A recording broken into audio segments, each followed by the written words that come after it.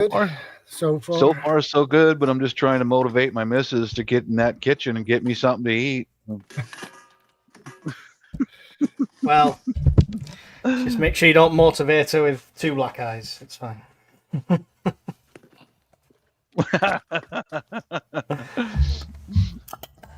That now she's a black belt, dude. I don't raise a hand to her. She'd hurt me bad, man. Yeah, she can. I have a belt that's gray, and I can rip it off my waist real quick and smack you with it. Mm-hmm. Oh, promises. Nah, I just stop, buddy. don't. Oh, for God's sakes! Oh my God! Here we go. We got him going. Nah, already. I just threaten her with freaking Englishmen. deportation. Oh my God! You guys need to get out a little more. No, I'm just kidding. Nah, I just threaten her with deportation. But good to see you. Yeah.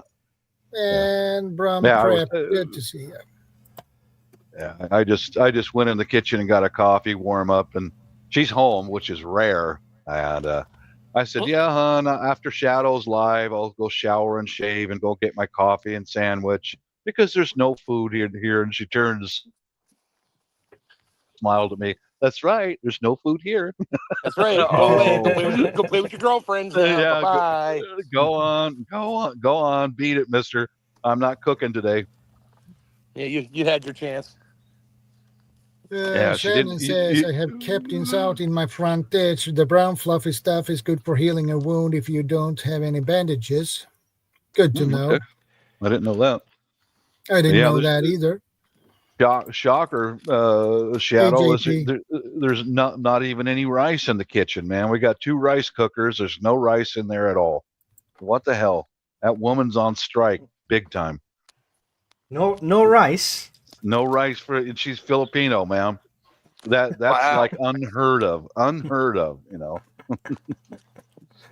Tell her she's bringing shame to the family. There you go. Yeah. Here's my homemade solar power system. Right got on. One of them Stanley roll around totes. I put that thing's way too big. I got to get it out of here and get something smaller. And it's got my little solar controller, big old AGM 350.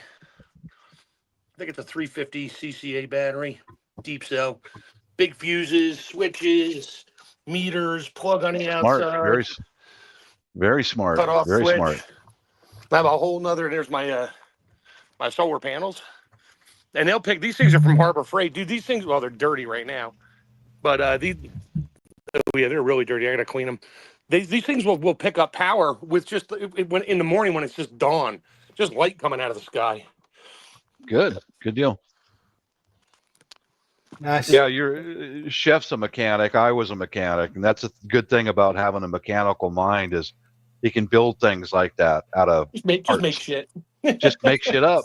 Yeah. Mm-hmm. I know how it all works. I'm like, let me just get what I need and figure it out as I go. And hey, it came out good. Good so deal. I'm like, but I haven't got the space for anything more. Yeah. Mm-hmm. Yeah, well, there is that problem. That's why it's out of my cabin, not at my house. Yeah. Well, I'm mid-moving house, so it's happening this month. But the good deal. The super organized room is even more organized at the moment. Mm-hmm. All boxed up and binned and ready to go. I tell you what, when you've got preps, it makes moving twice the job. It really does. That's a fact. Yeah. Oh, yeah. That's Norfolk, one thing. UK prepper had a question. Yeah. What about hawthorn for heart herbal remedies? I'm gonna share if my computer wants to cooperate. Hawthorn berries' high antioxidant content may help lower blood pressure and cholesterol, reduce inflammation, improve skin health, and aid digestion. However, it might not mix well with certain heart medications. No, probably not. Well, if you've run out of said medications, then maybe something's better than nothing, right? I suppose. Something. Mm-hmm. Yeah, that is better than nothing. Yeah. Hawthorn berries are tiny fruits that grow on trees and shrubs belonging to the genus, sorry, I butchered that name. The genus includes hundreds of species commonly found in Europe, North America, and Asia. These nutrient-rich berries have a tart, tangy taste and mild sweetness. They range in color from yellow to dark red. For hundreds of years, people have used hawthorn berry as an herbal remedy for digestive problems, heart issues, and high blood pressure. In fact, the berry has been a key part of traditional Chinese medicine since at least 659 AD. Here are 9 potential health benefits of hawthorn berry. Yeah. I can now identify some of the trees. There's a private company that owns some condos and apartments, and they planted dozens of those trees. And last summer when I was walking through the area, I noticed all those, it's hawthorn. I thought that they did that because it was an edible plant. Yeah, very good. Now I can identify what it is. Yeah. Hawthorn berry is a rich source of polyphenols, which are powerful antioxidant compounds found in plants.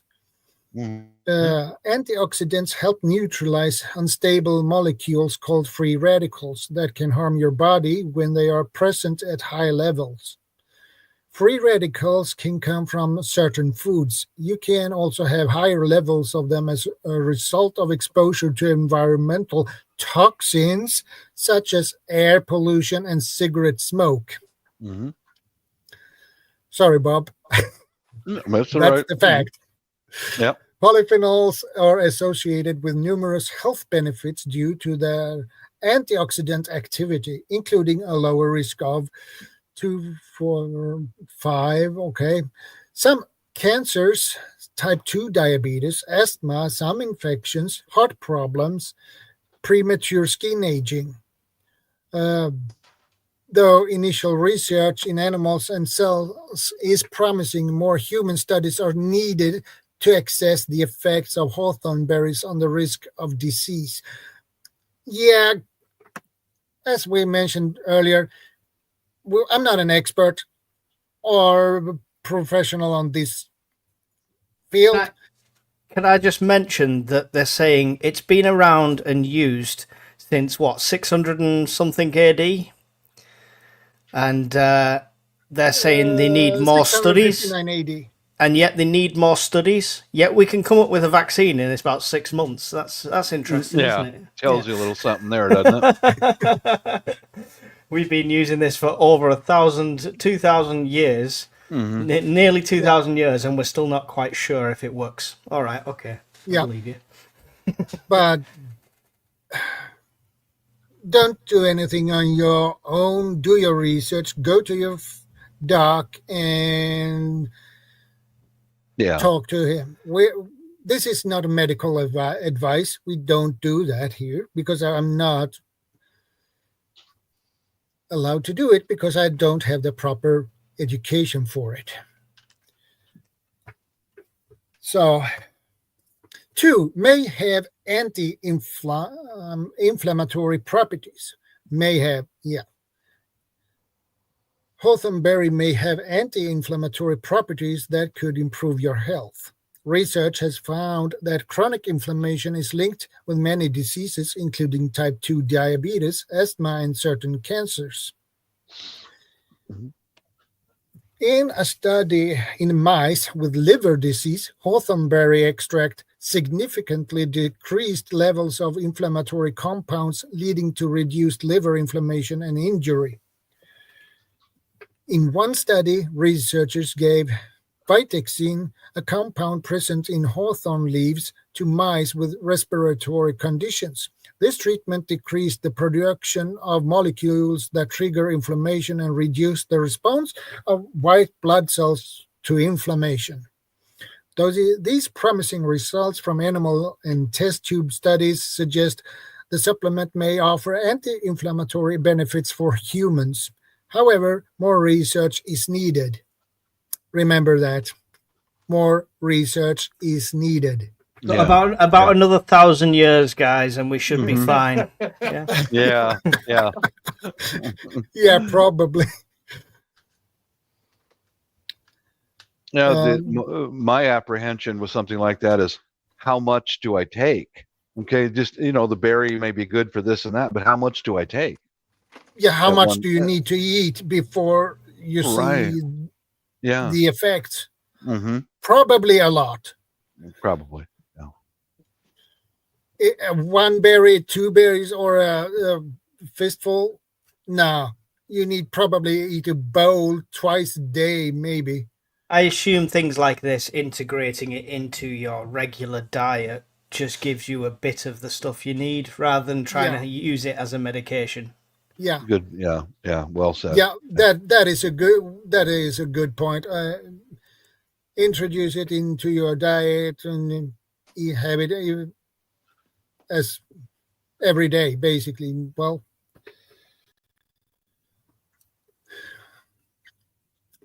number three, may Norfolk, no, low. sorry, Norfolk Yeah, Peppers said 500 milligrams daily. Hmm. yeah. Number three, may lower blood pressure. In traditional Chinese medicine, hawthorn berry is one of the most commonly recommended foods to help treat high blood pressure. Huh. Yeah, animal studies show that hawthorn can act as a vasodilator, meaning it can relax constricted blood vessels, ultimately lowering blood pressure. A 10-week study looked at the effects of taking hawthorn extract in 36 people with mildly elevated blood pressure. The researchers found that those taking 500 milligrams of the extract daily had reduced a diastolic blood pressure, the bottom number of a blood pressure reading. In 2006 study, researchers gave 1,200 milligrams of hawthorn extract to 79 people with type 2 diabetes and high blood pressure every day for 16 weeks. The people who took the extract experienced more blood pressure improvements than those in the placebo group. Still, more studies are needed to back up these findings. It's also important to note that using an extract is not the same as eating the berries.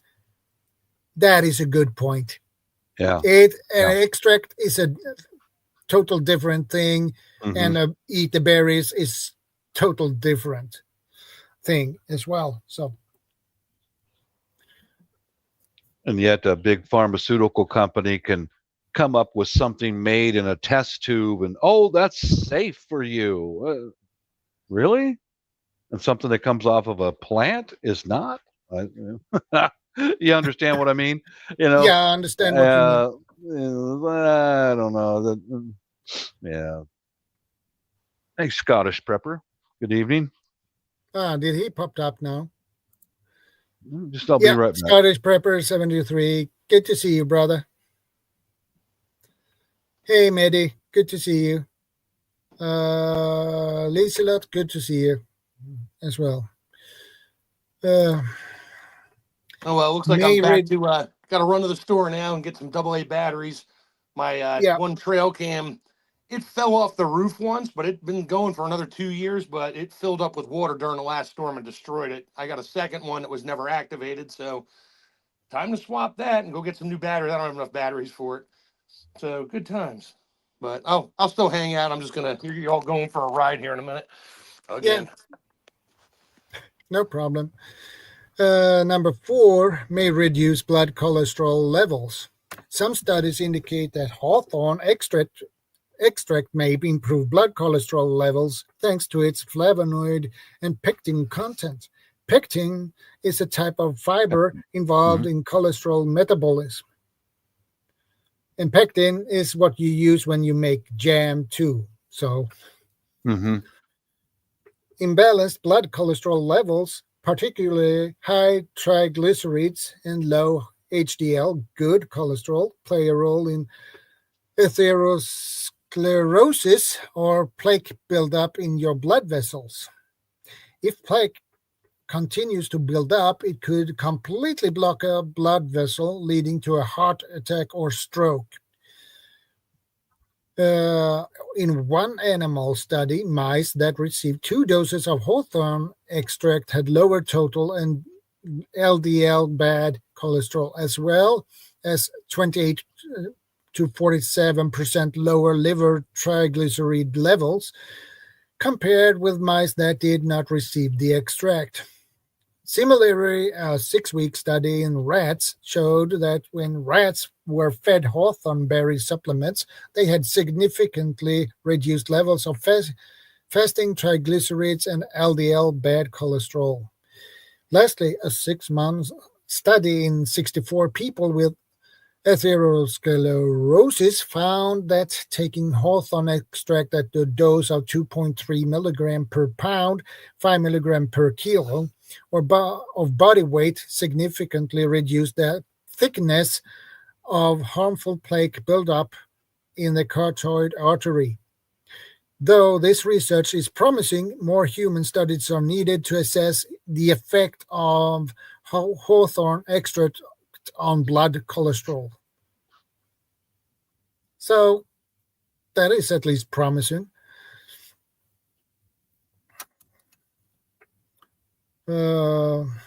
And number 5, used to aid digestion.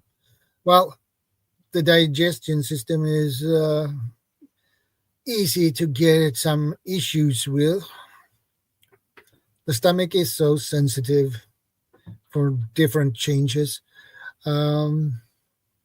especially if you eat something that is bad.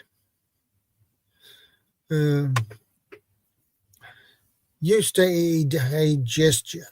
People have used hawthorn berries and extract for centuries to treat digestive issues, particularly indigestion and stomach pain. The berries contain fiber, which has been proven to aid digestion by reducing constipation and acting as a prebiotic. Prebiotics are foods that nourish and promote healthy gut bacteria, which are vital to maintain healthy digestion. Okay, that sounds good. Less problems with your digestion system. One observational study in people with slow digestion found out that each additional gram of dietary fiber people consumed was associated with a 30-minute decrease in the time between bowel movements. In other words, the more fiber people ate, the more frequently they pooped. Sorry about that word. We've said worse words on live streams. Yeah. Additionally, a rat study observed that hawthorn extract dramatically reduced the gut transit time of food in the digestive system. Reduced gut transit time means food moves more quickly through the digestive system, which may alleviate indigestion. Furthermore, research in rodents suggests that compounds in hawthorn berries could enhance the production and activity of digestive enzymes, namely those needed for the digestion of fatty and protein-rich foods. People have used hawthorn berry as a digestive aid for centuries. It may help relieve constipation and enhance the production of enzymes needed to digest fatty and protein-rich foods.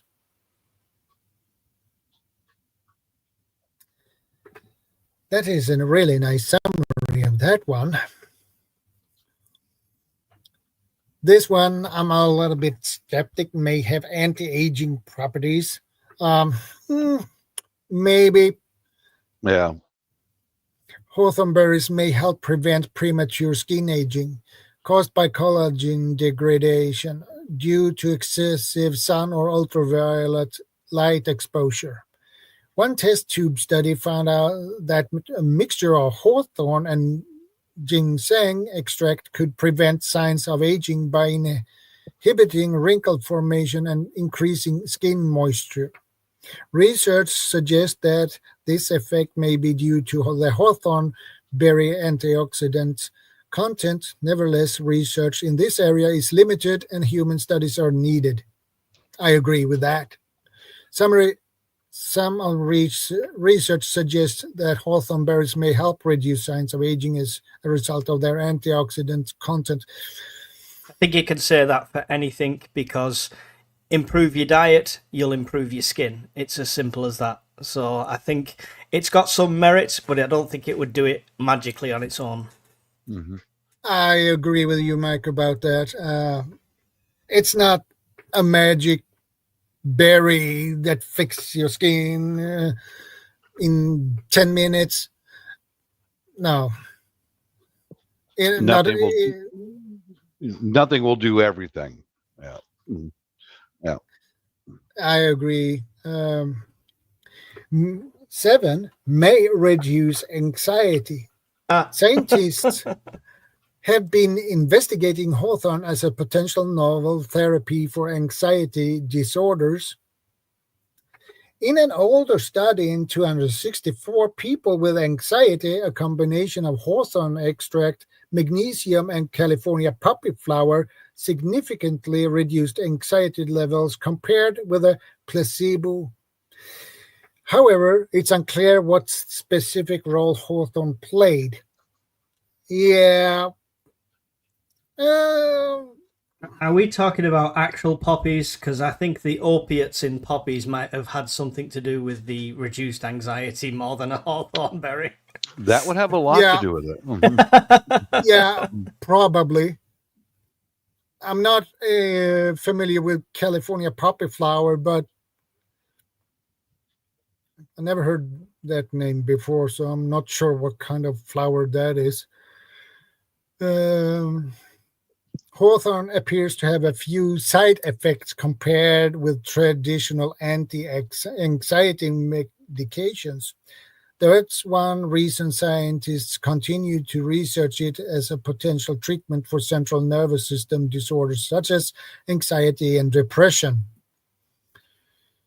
However, these studies have used various types of hawthorn products, not necessarily the berry specifically.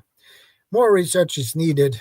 If you want to try a hawthorn supplement to manage your anxiety, don't stop using your current medications, and be sure to discuss it with a healthcare professional beforehand to make sure it's safe for you. That is what we have said. Go to professionals, okay? Yeah. And ask them for advice. They know.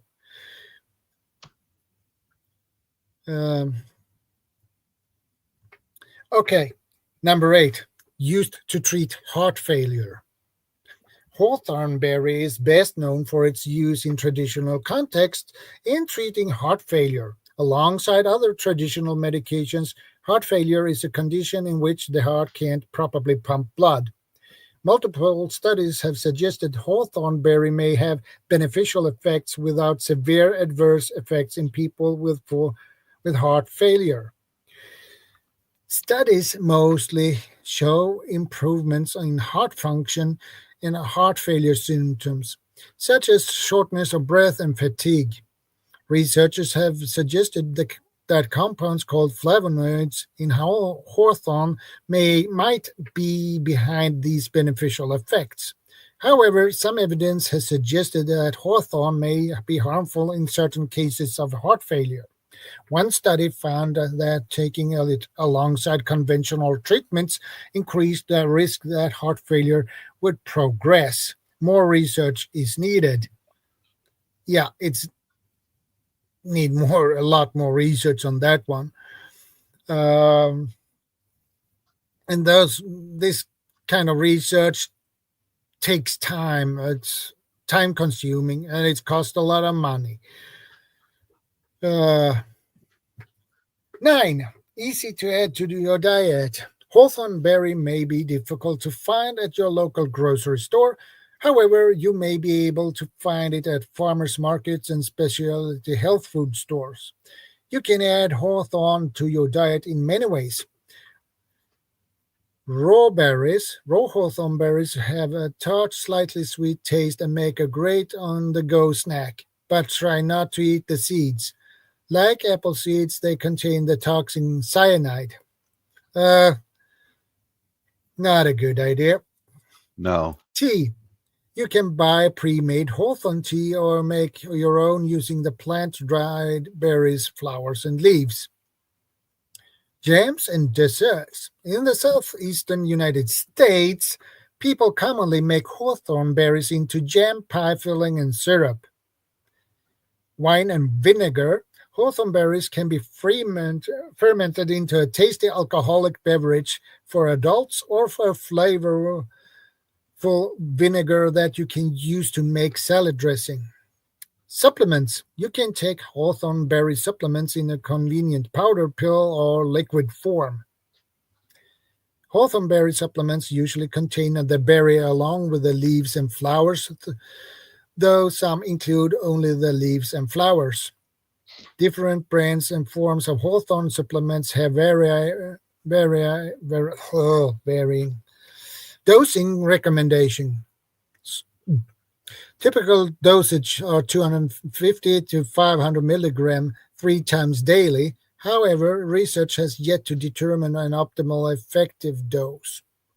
Keep in mind that the Food and Drug Administration regulates dietary supplements like hawthorn under a less strict set of regulations than over-the-counter or prescription medications. Therefore, always make sure to buy them from reputable sources. Look for products that have received a seal of approval from the independent organizations that assess supplement effectiveness and quality, such as United States Pharmacopoeia, USP, NSF, International, or Consumer Lab. Summary: you can eat hawthorn berries in many ways or take them as supplement. However, appropriate doses are still undefined and more research is needed. Um, Side effects and precautions. I think that is an important thing to take in consideration, actually. Not many side effects have been reported from taking hawthorn berries. Those that exist seem to range from mild to moderate. The most frequent ones people have reported are sweating, headaches, sleepiness, palpitations, mild rash, agitation, and gastrointestinal effects. While there are not life-threatening events, be sure to talk with a healthcare professional if you experience any of these symptoms.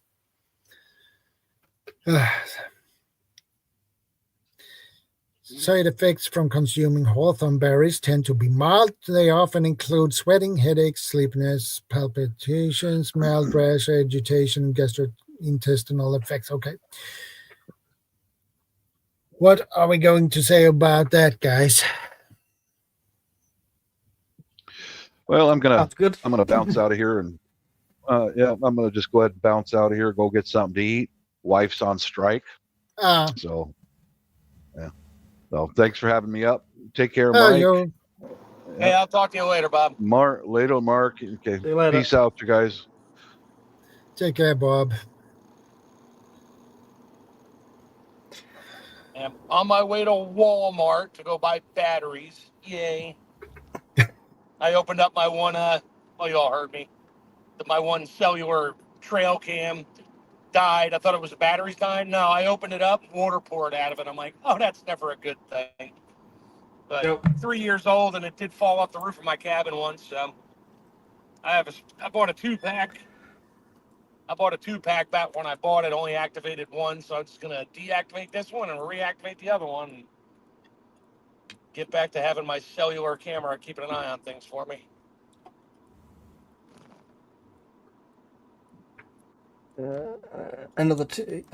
Somebody mentioned earlier as well, Medi mentioned milk thistle is thought to promote liver, bone, and skin health. Also said to help with breast milk production and diabetes symptoms. I can testament. I take milk thistle. I used to take it quite regular, and it's good. It's good stuff. Does it come in a capsule form, or do you actually grow it? Well, you can get it. You can grow it. Technically, I was taking it in. It's like a powdered form. I was taking it as a supplement, Gotcha. just to counter the effects of other supplements and things. But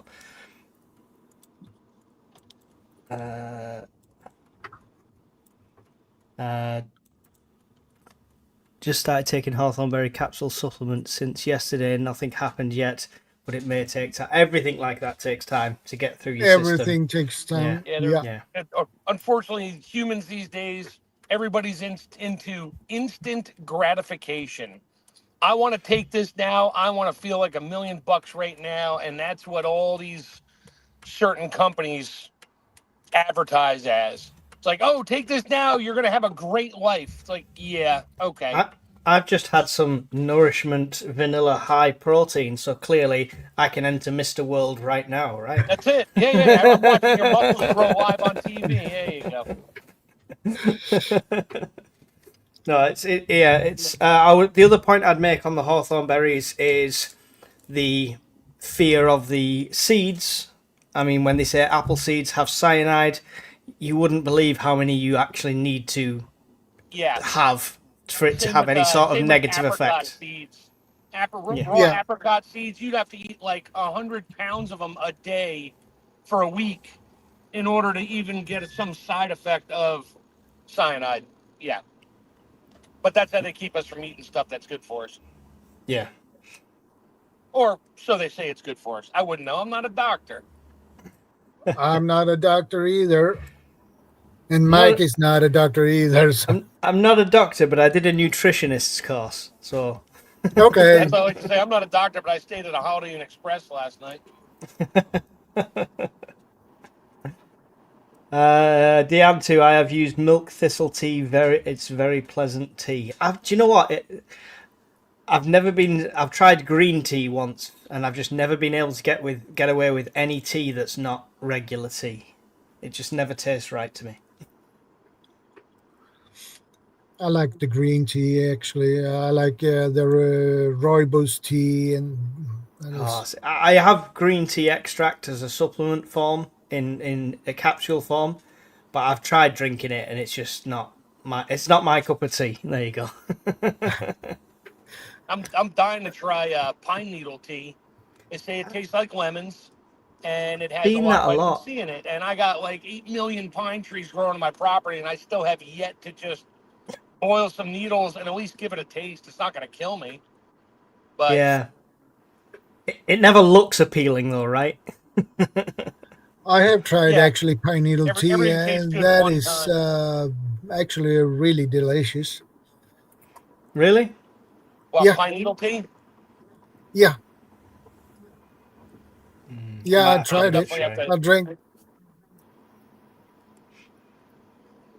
Think of all the Christmas trees. I think of all the Christmas trees I've thrown away, and I've wasted good tea if that's the case. Hell, I pushed over and put in the corner of my property probably like 400 15-foot pine trees, and some of them were starting to get the early buds on them, which that's the best stuff to get.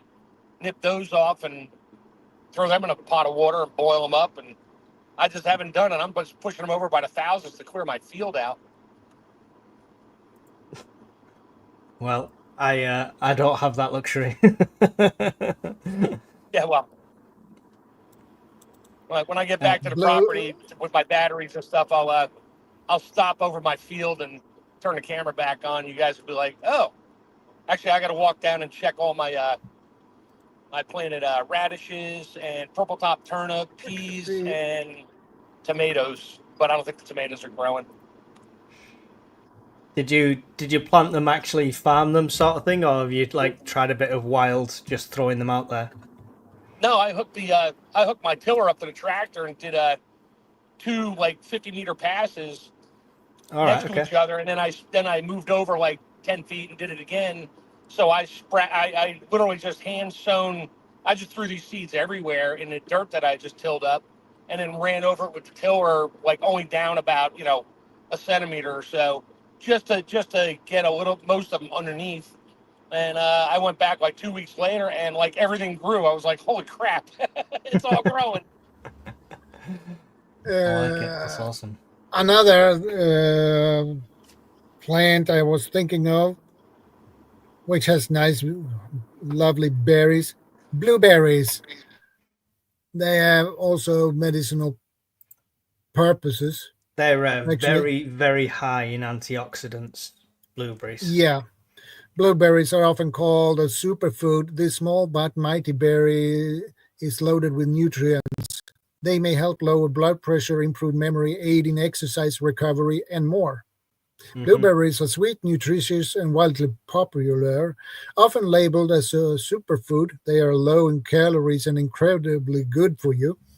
They're so tasty and convenient that many people consider them their favorite fruit. Here are 8 proven health benefits of blueberries. Okay. Number 1, blueberries are low in calories but high in nutrients.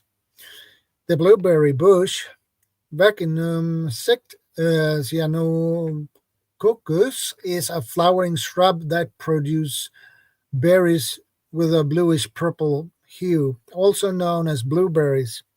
It is closely related to similar shrubs, such as those that produce cranberries and huckleberries. Blueberries are small, around 0.2 to 0.6 inches, 5 to 16 millimeters in diameter, and feature a flared crown at the end. They are green in color when they first appear, then deepen into purple and blue as they ripen. The 2 most common types are high bush blueberries, the most common cultivated variety in US, low bush or wild blueberries, typically smaller and richer in some antioxidants. Blueberries are among the most nutrient-dense berries. 1 cup, 150-gram serving of blueberries contains fiber, 13% of the daily value, vitamin C, 14% of the daily value, and vitamin K, 24% of the daily value. They are also about 85% water, and an entire cup contains only 84 calories with 21.5 grams of carbohydrates. This makes them a good source of several important nutrients. Blueberries are one of the top antioxidant foods. Antioxidants protect your body from free radicals, which are unstable molecules that can damage your cells and contribute to aging and diseases such as cancer. Blueberries have one of the highest antioxidant levels of all common fruits and vegetables. The main antioxidant compounds in blueberries belong to a family of polyphenol antioxidants called flavonoids. One group of flavonoids in particular, anthocyanins, is thought to be responsible for much of these berries' beneficial health effects. I should eat more blueberries when I read these. Number 3, blueberries reduce DNA damage, which may help protect against aging and cancer. Oxidative DNA damage is an unavoidable part of everyday life. It is said to occur in every cell in your body every day. DNA damage is part of the reason we grow older. It also plays an important role in the development of diseases like cancer. Because blueberries are high in antioxidants, they may help to neutralize some of the free radicals that damage your DNA. However, further research is still needed to confirm this link.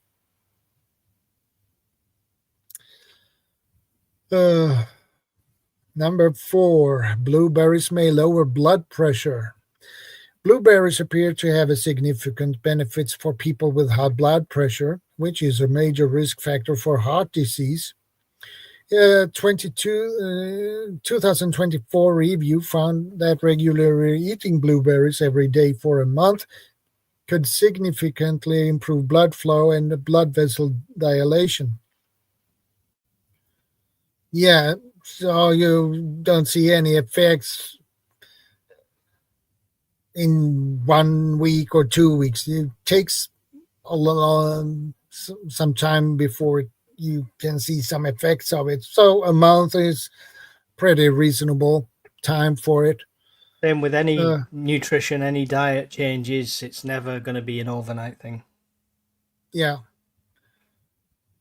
Number 5, blueberries can help maintain brain function and improve memory.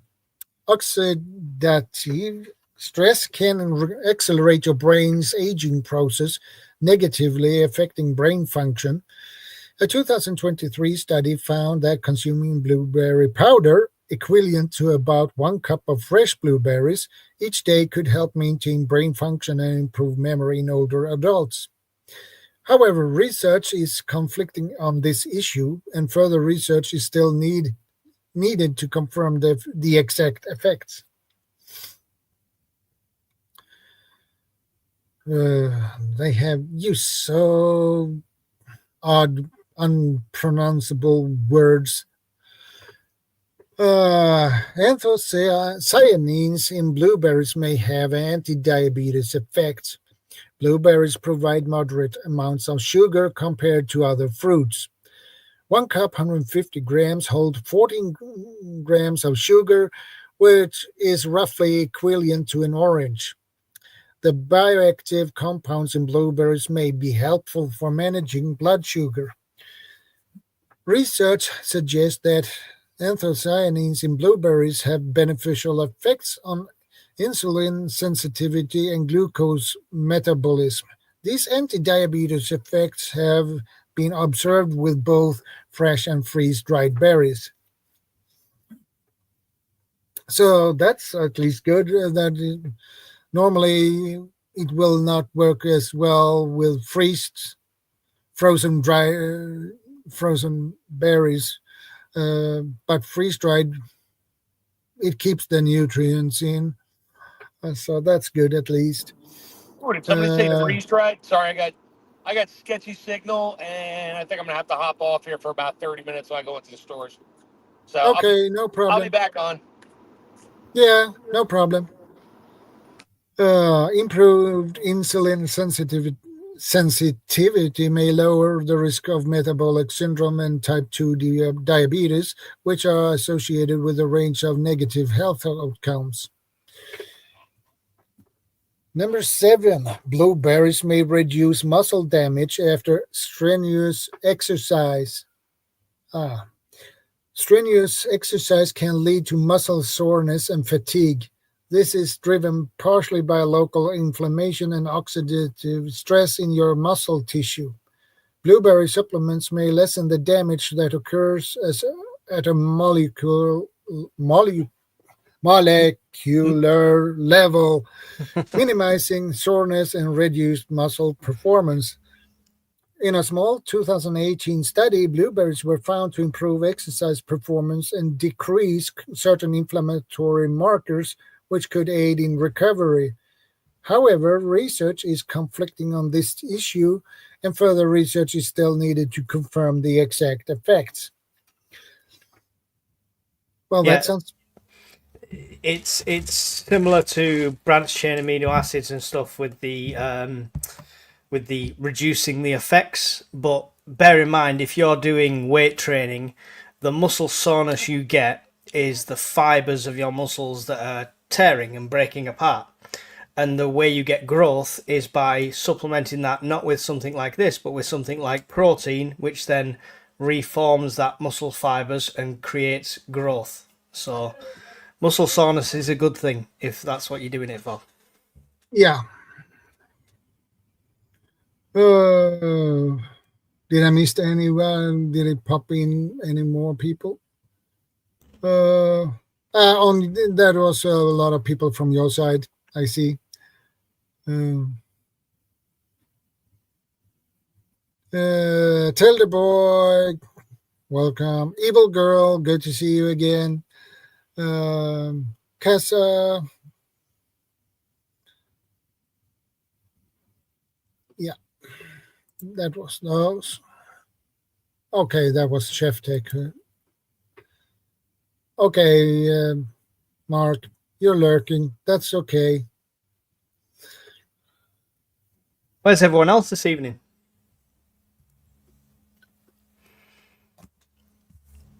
I love blueberries and bilberries. I never heard about bilberries before.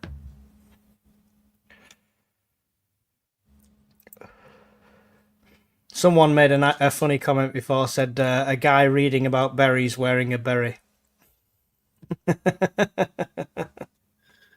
Uh, it's Dandelions, that's a good one.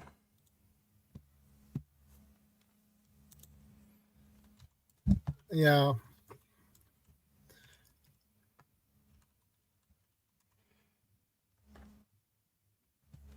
Someone explaining a berries is wearing a beret. Yeah, that was fun.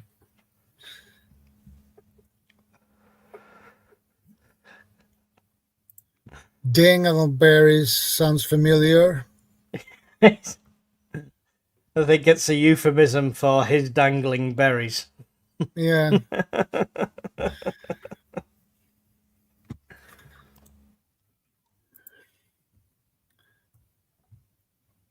So it's a complicated topic, especially when you don't have that much knowledge about it. And I had to do a quick research. Yeah, it's probably a gap in my prepping side of things, and yet it's something I've encouraged when people have said, "Oh, how do I prep? Because I'm on this medication, that medication." I've said, look for alternatives, look for herbal medicines and stuff in a complete Teotihuacan sort of thing, because you wouldn't obviously recommend it over the medication they're taking, because we're not doctors, like we keep saying, but. It's a good knowledge to have. It's something I need to do more work on, definitely. Yeah, and ethnobotanical medicine is basically plants that you has medicinal purposes for you and your livestock as well. So Yeah. that is what it is. So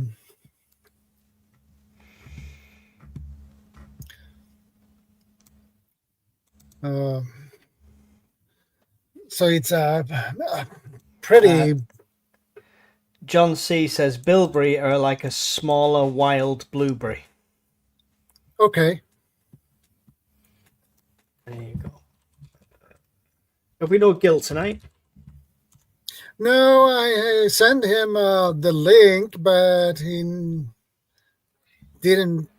I didn't get any answer from him. So, hey, Guardian. Oh, now he popped in, so that's good. This is probably something Guardian hasn't. Bilberries, which are native to Europe, are different from North American blueberries, although the species are closely related and belong to the same genus. Yeah.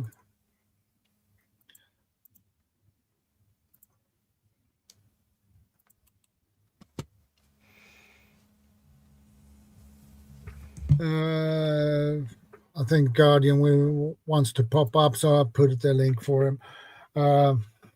Good to see you, Guardian. And I know you wanted to pop up, and I know you think like this topic, so you might have something good and interesting information to share with us. So we give him a minute or two, or maybe three, and see if he's pop up. He usually do. And Norfolk UK Prepper says, I'll have to do a vlog of my hawthorn supplement endeavors. Yeah, that might be a good idea to do. Yeah, and we have Guardian. Hi, Hello. good evening, everybody. How's your weekend going? Pretty good, actually. Yeah, it's all right. Work, because I'm moving house. Yeah, that's a lot of work. Huh. Yeah, that's a huge adjustment. It's actually quite exciting though. I love the prospect of just redesigning a place because you're moving into a new place, so you can kind of set up where you want everything for your own convenience and for the aesthetic purposes. Hey, Howie, good to see you. If you ever wanted knowledge on gardening and foraging, this is amazing to see Howie. If Howie can join us, you'll have like tons of information here. Sorry, go ahead, Mark. I was just going to say that's one of the benefits that I'm moving somewhere with some outdoor space with the garden. Congrats on that. That's a huge step. I think honestly, like you've had a garden before, but it's just, we go through stages of lives with different places that we live in, and moving into a place that's got a little bit of an area for some gardening and growing your own crops as well, and just kind of, some chilies and some berries to start, or, perhaps maybe like one or two like stationary function trees. I don't know what trees grow really well in your area, but I'm sure you do. So yeah, it'll be interesting to see what you can put up there. Funnily enough, there's an oversized cherry tree already in the garden. Oh, wow. You're so lucky. That's amazing. Yeah, what a blessing, like to move into a place with a cherry tree already. I think it's one of the most amazing blooms that you'll get to. If anybody that's listening isn't familiar with the cherry tree bloom, it's one of the most beautiful trees you'll ever come across. And interestingly enough, like with the cherry trees, you've got to have a certain amount of frost hours over a year for a cherry tree to really produce a lot of cherries. Like over here locally, we don't have any luck in really growing them because the climate's not really right. And even if you do refrigerate your seeds and you put them in a cold session before planting them to mimic that same as spring, you're just not going to get the same kind of yield unless it's a place where they really come from. So yeah, I'm really, really happy that you found somewhere that's got a cherry tree already that you can really start get a good, basically hit the ground running. Yeah, definitely. Guardian, I wonder how familiar you are with ethnobotanical medicine. Interestingly enough, for myself as well, I don't only have my like a food forest, but also like a herbal garden. What I implement isn't only, any food forest should fundamentally have a couple of herbaceous species in it as well. A couple of medicinal species that a person can use, can be really better. Like it's absolutely fantastic. And then not only that, but you're familiarizing yourself with a lot of the things that grow locally really well. And trial and error when it comes to gardening is absolutely like paramount to what you're doing. If you don't implement some of the species and understand how they work, what grows together, what grows well in shading or in light, like that's what I've really found within my own like food forest that I've been growing for like the last year or two. I have done a food forest before where I was able to build a pretty well-established one too, but this is the first time that I've done it on such a compact kind of area with so much abundance in like a 70 plus species. My point that I'm making is understand exactly what's in your region, what can help you, what's good for your body, and just add in like those to your diet as well. I spoke the last time that I was on panel about being able to get your body digestive system used to certain types of foods that you'd have to eat in an SHTF. And the amount of functionality that can come from the plant kingdom, it's amazing. Like I'm a huge advocate for it. Yeah, Guardian, I can mention ethnobotanical medicine is basically medicinal plants that you can use and you can use for your livestock. That is explained on a simple way. So it goes both ways. So it's good for you and good for your animals. You look at things like comfrey. Comfrey is quite a popular plant for that specifically, where people have like a lot of the poultry and stuff things. I don't know if Howie has an opportunity to join us on this, because I know that Howie No, from not today. Forest. Not today. No problem.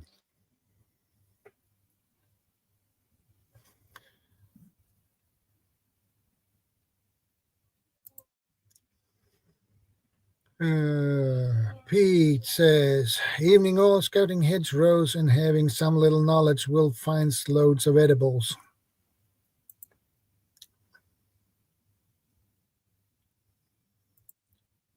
Yeah, it is. Blackberries are an abundance, like in the UK. Like blackberry bushes are all over the place. I used to go blackberry picking when I was younger. Do they have any medicinal properties? Do we know? I can check. I can You're going check to find a that. large amount of within the berry family overall. You're going to find an enormous amount of antioxidants, so that's a really big plus for them. And not only that, but because they're a shade crop, you can plant them and they'll grow as like a shrubbery layer. So it's fantastic for that because they also act as almost a ground cover while simultaneously giving like a good amount of an abundance of fruit. So yeah, they're interesting. And obviously what you want with any sort of berries for the most part is an acidic soil. So, I mean, if you are foraging out there, you're not really going to have the option to choose which soil that you're running, but you want to try and acidify your soil to some degree. And there's some good ways to do that in a very holistic way too.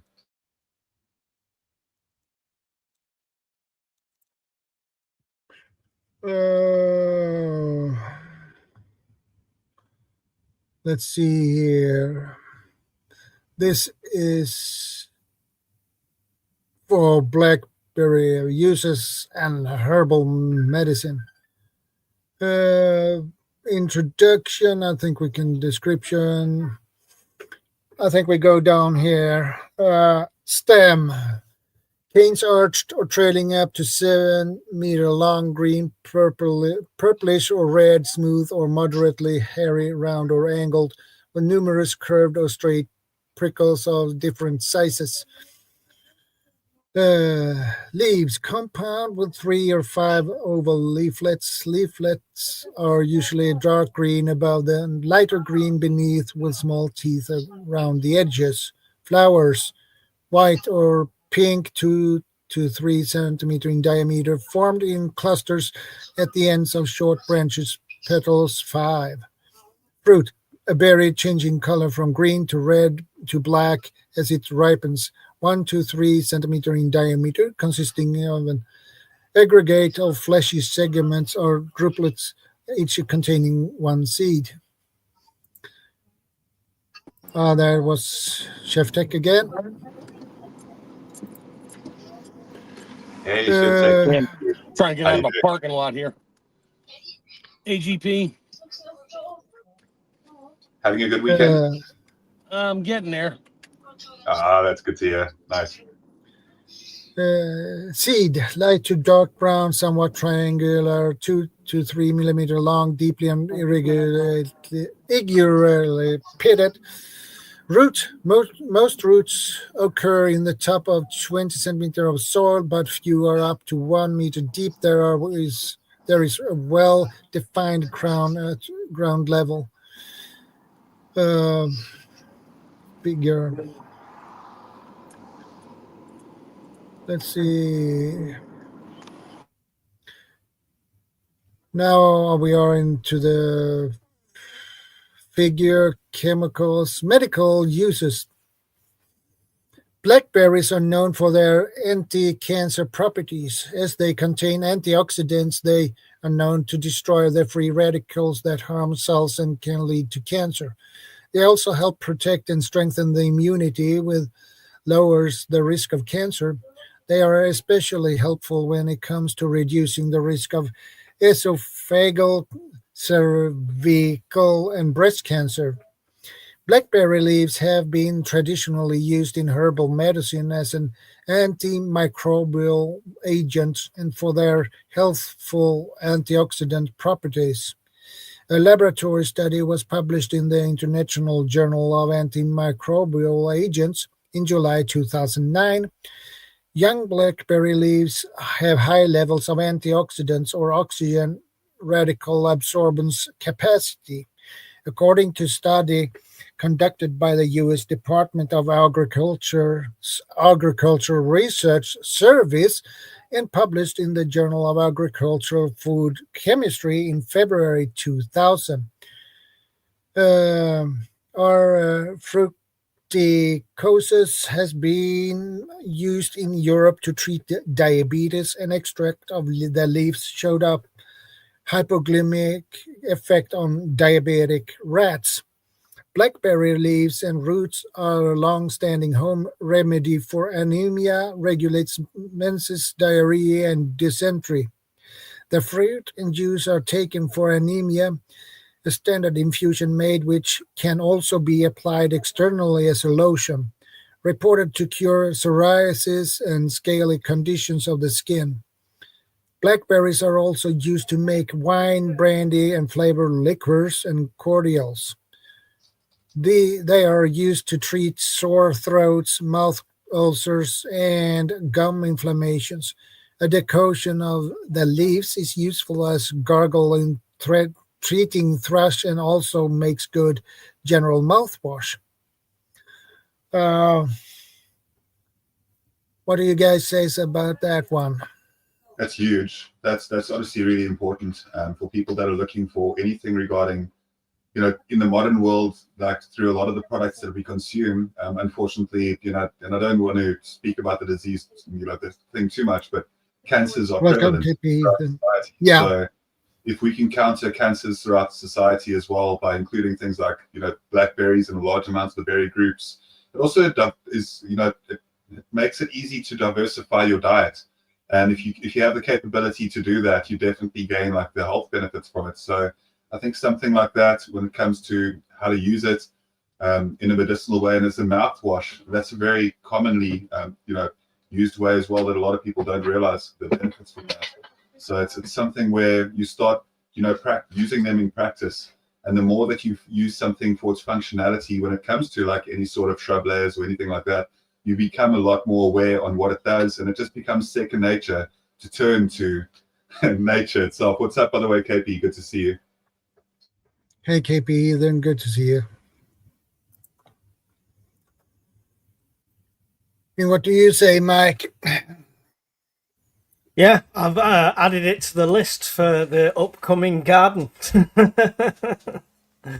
Yeah, that sounds like a good plan to me. Yeah, I'm trying to.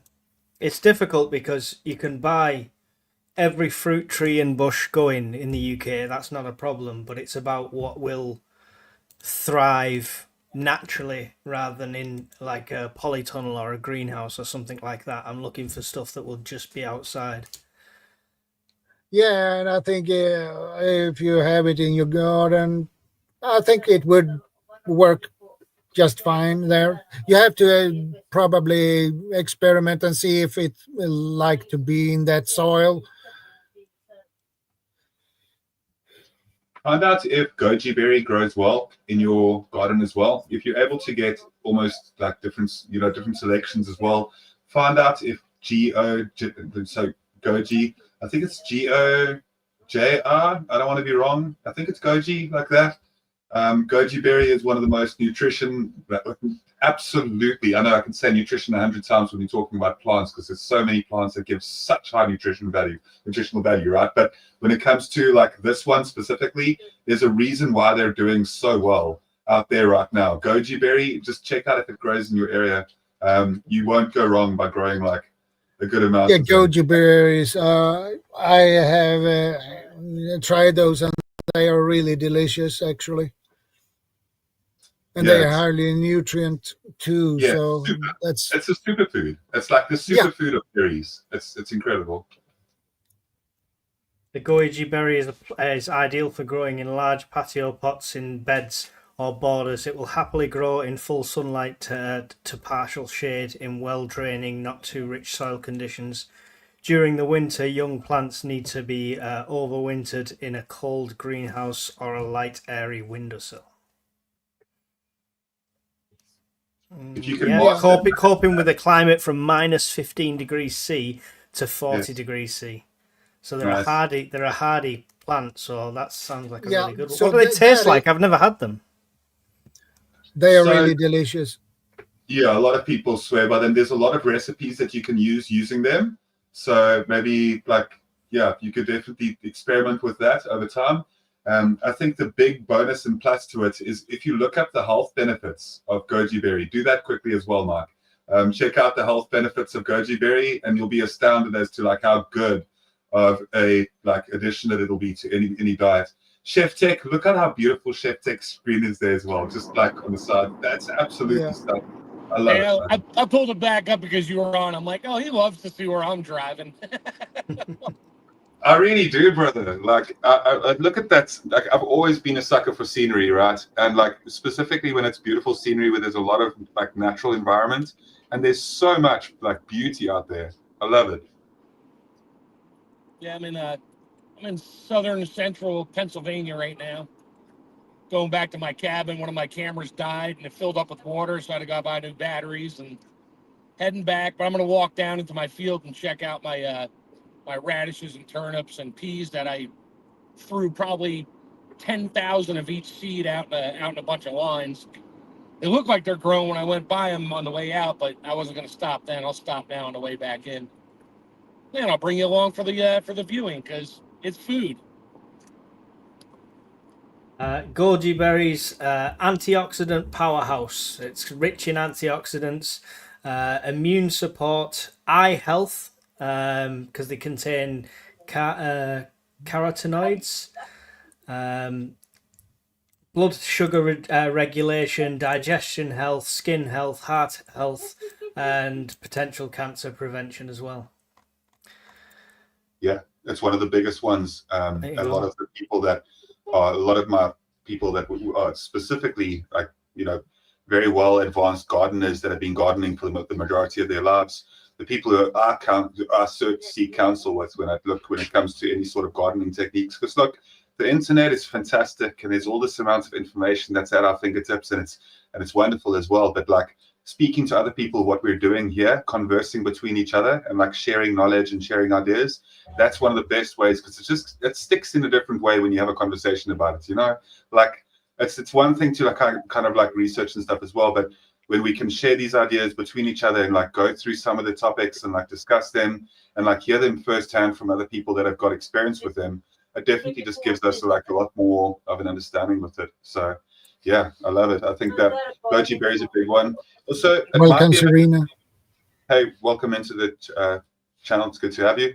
So I think that it's also really good for one more thing that I'll give you, and you probably know about this plant already. So if you're going to go goji berries, there's only one more other strong suggestion, is Moringa oleifera, and I've spoken about it before. You might need to bring a Moringa tree inside when it gets too cold, but for the most part, it'll grow pretty well too. So what you can do is grow it in a really large pot, and it's also known as the tree of life. It is the tree of life. Moringa oleifera is one of the most incredible trees when it comes to the nutritional value. You will not go wrong at including it in your diet. I eat it on burgers all the time. Whenever I have the capability to do so, like, or you put it on a side of fish. It's one of the best things for your whole like system. You won't go wrong.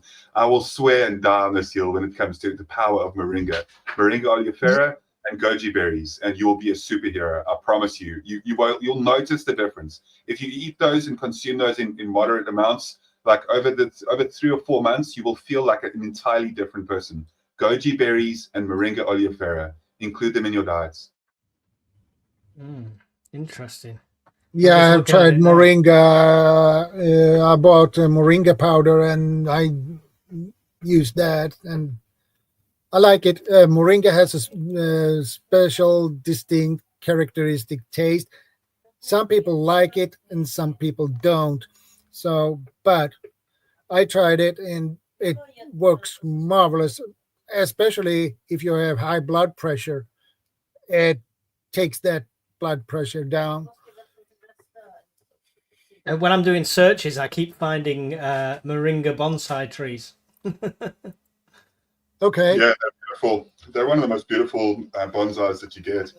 Moringa, it's beautiful. And then the reason why people bonsai specifically with some of them is just like it's the variety that people have when it comes to certain ones. If you ever like look up cherry bonsai trees, have you seen them? We were speaking about cherries earlier. Look at a cherry bonsai tree if you've got a chance.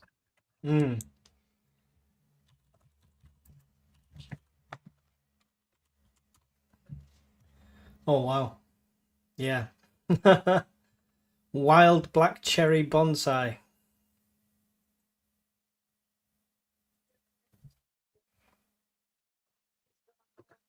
Yeah, there's bonsai expos as well. The bonsai expo for 2025. I know we don't need to speak about bonsai too much, but seeming that we speak about plants and mentioning that with the moringa bonsai, there's some of the bonsais that are out there, specifically with the like World Bonsai event. I can share video on the back panel here for that event specifically.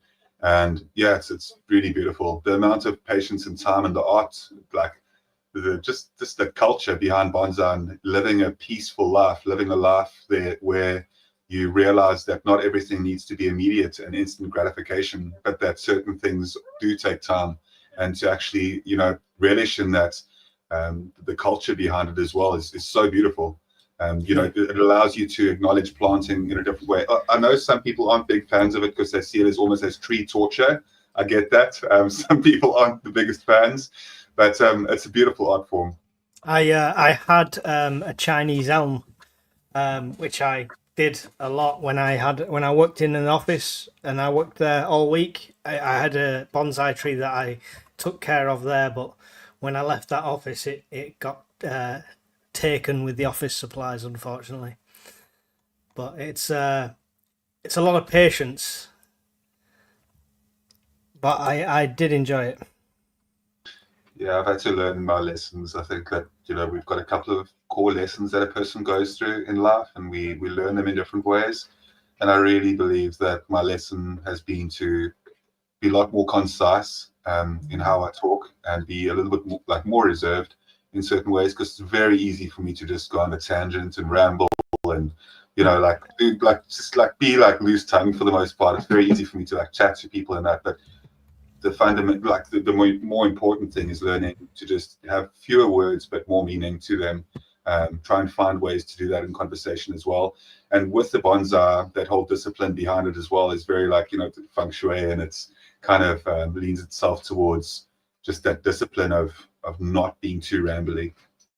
Yeah, you got a lot of patience, because it was the wrapping the wires around it to manipulate which way it's going to grow. That's it's definitely a patient hobby. It's that and the base of it as well. Root care is one thing. You've got to really make sure that you maintain the root systems. You've got to make sure that the roots are healthy. It's definitely something that, specifically with certain bonsais when they're younger, they just require a lot more care, really. Just back on that moringa tree, then I'm looking at. Yeah, it seems it's going to be something I'd have to get seeds rather than getting an actual tree over here for some reason. But is it the leaves that is processed down then? Yes, Yeah. absolutely. Yes. It's processed down. You can eat the moringa leaves fresh as well. Mm-hmm. Yes, you but can. it doesn't flower or anything. It's just the leaf, is it? Yes, the leaf itself is where the powerhouse belongs, where you get really just the most nutrition from it. Right. Serena says, why doesn't Guardian Prepping have his camera on? I have no clue what he's saying or talking about. Don't worry, sometimes I don't know what I'm saying or talking about either. It's fine. Kelly says she's got a cherry blossom bonsai. Also planted potatoes this year for the first time. My cherry blossom bonsai I leave outside all year. There you go.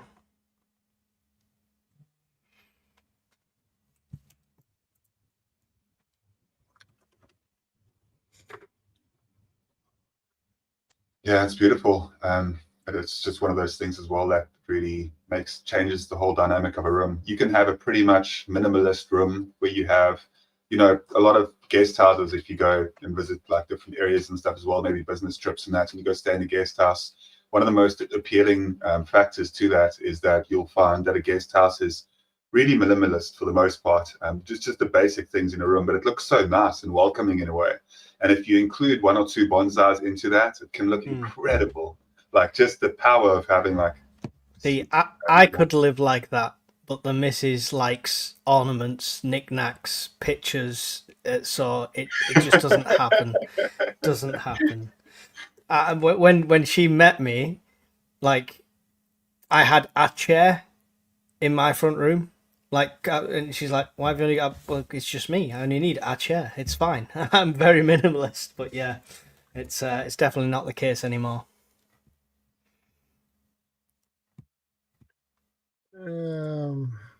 We talked about clover with Bob.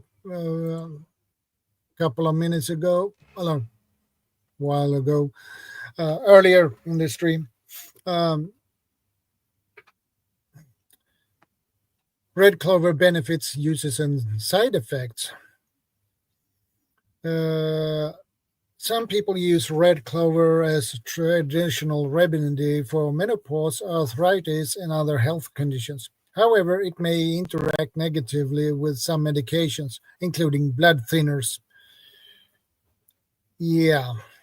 So talk to your doc before you even think about to eat clover. Okay. Uh, red clover, Trifolium pretens, is a wild flowering plant belonging to the same family as peas and beans. It's widely used in traditional medicine as a remedy for menopause symptoms, asthma, whooping cough, arthritis, and even cancer. However, health experts are very wary of its purported benefits due to a lack of scientific evidence. This article reviews red clover, its potential benefits, downsides, and uses. Um, what is red clover? Red clover is a dark pink herbaceous plant originating from Europe, Asia, and North Africa. Plus, it's now popular throughout South America as a fodder crop to improve soil quality. The flowering portion of red clover is used decoratively as an edible garnish or extract, and it can be extracted into essential oils.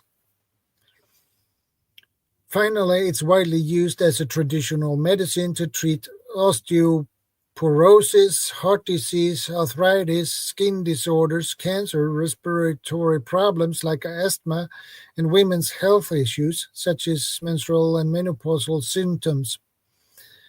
However, little research supports these uses. So basically, it's need more research. Potential benefits. Despite limited scientific evidence, red clover is used to treat a variety of conditions. Bone health. Osteoporosis is a condition in which your bones exhibit low bone mineral density and have become weak. As a woman reaches menopause, a decline in reproductive hormones, namely estrogen, can lead to increased bone turnover and decrease in BMD. Red clover contains isoflavones, which are a type of phytoestrogen, a plant compound that can weakly mimic estrogen in the body. Some research has shown a connection between isoflavone intake and a decrease in osteoporosis risk. A 2015 study in 60 premenopausal women found that taking 5 ounces, 150 milliliter of red clover extract containing 37 milligram of isoflavones daily for 12 weeks led to less BMD loss in the lumbar, spine, and neck compared with a placebo group. Older studies have also shown improvements in BMD after taking red clover extract. However, a 2015 study in the 147 postmenopausal women found that taking 50 milligram of red clover daily for 1 year resulted in no improvements in BMD compared with a placebo group. Likewise, other studies have failed to find that red clover can help treat BMD. Due to the large number of conflicting studies, more research is needed. Menopausal symptoms. Red clover's high isoflavone content is believed to help lower menopause symptoms such as hot flashes and night sweats. Two review studies found that 40 to 80 milligram of red clover promensal per day may help alleviate hot flashes in women with severe symptoms. 5 or more per day by 30 to 50%. Still, many studies were funded by supplement companies, which may lead to a bias. Another study observed a 73% decrease in hot flashes within 3 months after taking a supplement containing numerous herbs, including red clover. Yet, due to the large number of ingredients, it's unknown whether red clover played a role in these improvements.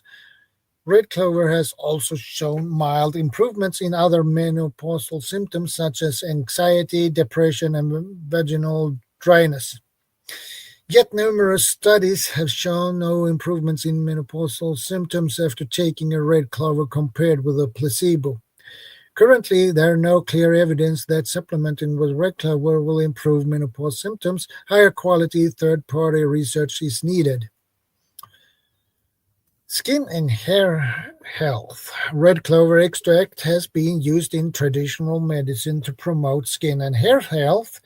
In a randomized study in 109 postmenopausal women, participants reported significant improvements in hair, skin texture, appearance, and overall quality after taking 80 milligrams of red clover extract for 90 days.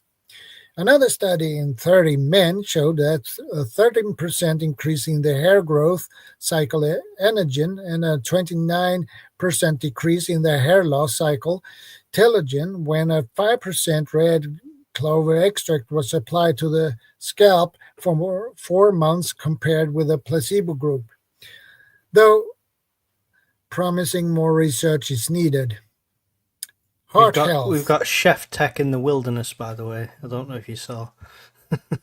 Yeah, I have to back up to my cabin because it's easier to back into it than it is to back out of it. So I'll let GP see what's going on now. If I get this camera undone, there we go. Hey, Mother Earth Garden Club, good to see you. Well, get my battery. So there's my Yeah. there's my little cabin, and I gotta put my trail cam back up. Streams down over there somewhere. Fire pits right over there. Let me grab my batteries here. Chef Jack, that is beautiful, man. Like, that is so incredible. I can't tell you how that is the life that human beings are meant to live. When like nature is completely abundant around us like that. You know how good it is for your just overall health? How like incredible that is when it comes to so many plants being around you consistently and us like a person living right, like smack bang in the center of all of that. The amount of like plants that are providing the most beautiful oxygen you can imagine. Like, Oh, right I love it next out to you. here. I mean, I come out here and I'm just like, this is my wife goes to the beach. I come out here for a few days. So there's some of my tractor implements hiding behind my shed because not enough room in a 20-foot container for a brush hog and a wood chipper and the bucket and a post hole digger, which is buried in the weeds there. But that stuff will last forever. Got my firewood set up here. I'll bring you inside, and it's a little dark in there because I don't have any of the power hooked up. Hey, Elusive Dartmoor Survival, good to see you. Where are my keys? Chef Jack, if I you have ever to need get a supper and my phone is at 5%. Great chat. See you later. Thank you for stopping by, Wanda. I appreciate it. And get Chef, something to eat and recharge your phone, okay? I don't know how bright it is on camera. Oh, it's not too bad. Here's my wood stove. I put it up on a 2-foot, 4x4-foot pedestal. I even put granite down. So I got granite on top of it for the heat. I still got to do the back wall, but this thing will cook this cabin up to 120 degrees in like 2 hours. It's scary, but I cover my windows when I'm not here. But here's one of my view and my 55-gallon drum full of freeze-dried food and my little kitchen setup, so to speak, refrigerator, cabinets and stuff. And there's a sign that my dad got way back when. But I love it out here. I mean, I built this whole thing by hand with a friend of mine, and it is just this is where we go. It's like we're going to the cabin. My wife's like, "See ya." She doesn't care. She knows what I'm doing. I'm doing nothing. I want everybody to notice as well, like how well organized everything was there for a specific purpose. Like for the most part, where you look at like where you have everything, the organizational skills that you've got, like just making sure that you have the purposeful and like things are there for a reason for the most part as well. And it's something where, yeah. No, it's exactly that, brother. Like it's about like making sure that you can have ease of access to everything. That it's like that the things are in supply where you need them. You pretty much have like a good understanding of like where you need something in a rush and in a hurry, and that's kind of like one of the biggest important things. I was speaking about minimalism earlier, and minimalism is fantastic when you've got a society that you can use as a crutch. But like it doesn't always apply if you've got a whole bunch of requirements and things that you're going to need to like survive around the cabin. You're going to need certain things to like be stacked up and stuff as well, and you're going to need to make sure that you're making the most of a good amount of space. So you do want to like stack things up, for functionality really. But yeah, I love that place and the fact that the woods are around there where you are. Oh yeah, I put a. Beautiful. You talk about. This. Okay, so I don't know what the metric equivalent is, but so the building itself is 12 foot front to back, 16 foot left to right. I did it as modular as I could for the plywood, and the 2x4 was already at that size, so I didn't have to do a whole heck of a lot of cutting except for the inside for the wood I picked up during 2021. Kind of difficult to get stuff, but I got a shelf up top. I keep all my stuff, no trespassing. And I got a hand pump well in the box there. That's ready to go in, hopefully in about a month or so when I'm done with going to Ohio.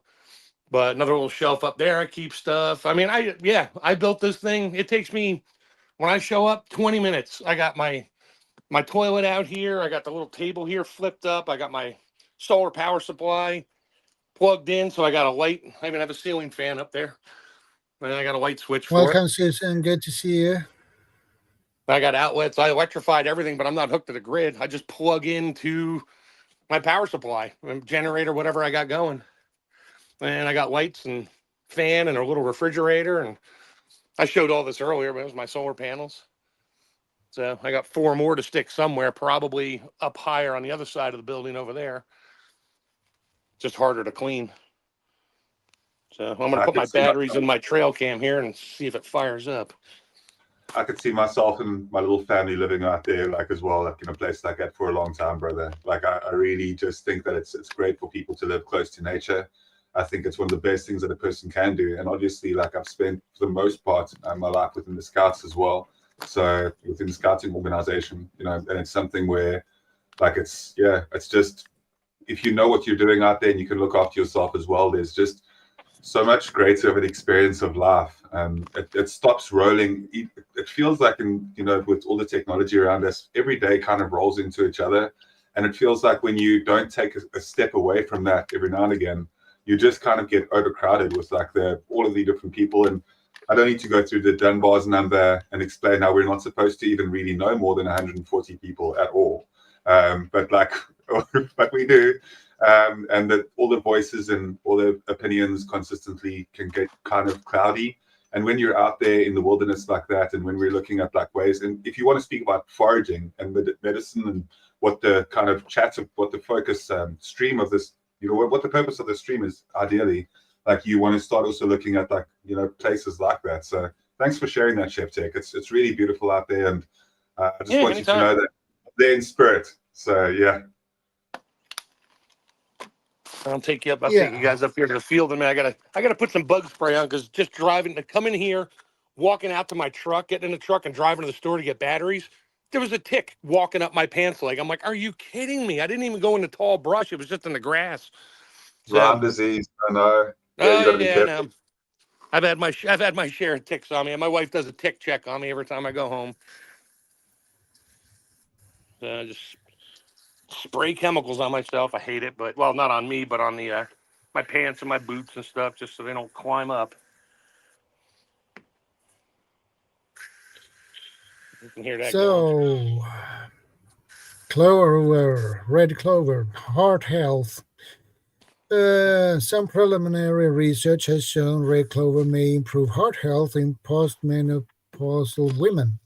One 2015 study in 147 postmenopausal women indicated a 12% decrease in LDL, bad cholesterol, after taking 50 milligram of red clover remostil daily for 1 year.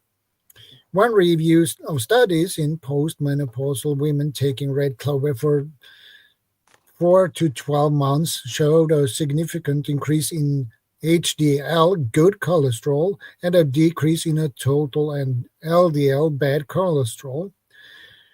However, a 2020 review found red clover did not reduce LDL, bad cholesterol, or increase HDL, good cholesterol. Despite some promising results, the authors argued that many studies were small in sample size and lacked proper blinding. Therefore, higher quality research is needed. Moreover, these studies were performed in older menopausal women. Thus, it's unknown whether these effects apply to the general population. Other claims. Many proponents of red clover claim it can help with weight loss, cancer, asthma, whooping cough, arthritis, and other conditions. However, limited evidence shows that red clover helps with any of these illnesses. Then we have the downsides and the side effects. Red clover is generally recognized as safe by the Food and Drug Administration, and most of studies have found it to be well tolerated. Nevertheless, you should be aware of its side effects, drug interactions, and risks for certain populations. Side effects. Though rare potential side effects include vaginal spotting, prolonged menstruation, skin irritation, nausea, and headache. Additionally, there have been a few case reports of rare but dangerous side effects of red clover. A 2007 report noted a 53-year-old woman had a subarachnoid hemorrhage, a type of a stroke, after taking a supplement containing 250 milligram of red clover, as well as 8 other herbs to treat hot flashes. That said, the hemorrhage could not be directly linked to the red clover. A 52-year-old woman reported severe stomach pain and vomiting after taking 430 milligram of red clover for 3 days. The doctors believed red clover interfered with a psoriasis medication known as methotrexate. After stopping the red clover, she made a full recovery. At risk populations, those with hormone sensitive conditions such as breast cancer, ovarian cancer, or endometriosis should speak to their healthcare provider before taking red clover due to its estrogenic activity. Still, a 3-year double-blind study found that taking 40 milligram of red clover daily to be safe for women with family history of breast cancer compared with the placebo group. There was not an increased risk of breast cancer, endometrial thickness, or hormonal changes. Despite this study, it's important to speak with your healthcare provider before taking red clover to ensure that it's safe and right for you. Additionally, no safety data on red clover among children or women who are pregnant or breastfeeding is available, therefore it should be avoided. Finally, red clover may slow blood clotting and should be avoided by those with bleeding disorders. Further, always be sure to tell your healthcare provider about any medications or herbal remedies you're taking if you're going to have a surgery.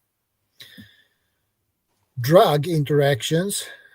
Many natural herbs can interfere with the effectiveness of medications. In particular, red clover may interact with oral contraceptives, methotrexate, hormone replacement therapy, medications, tamoxifen, blood thinners like aspirin or Plavix, among others.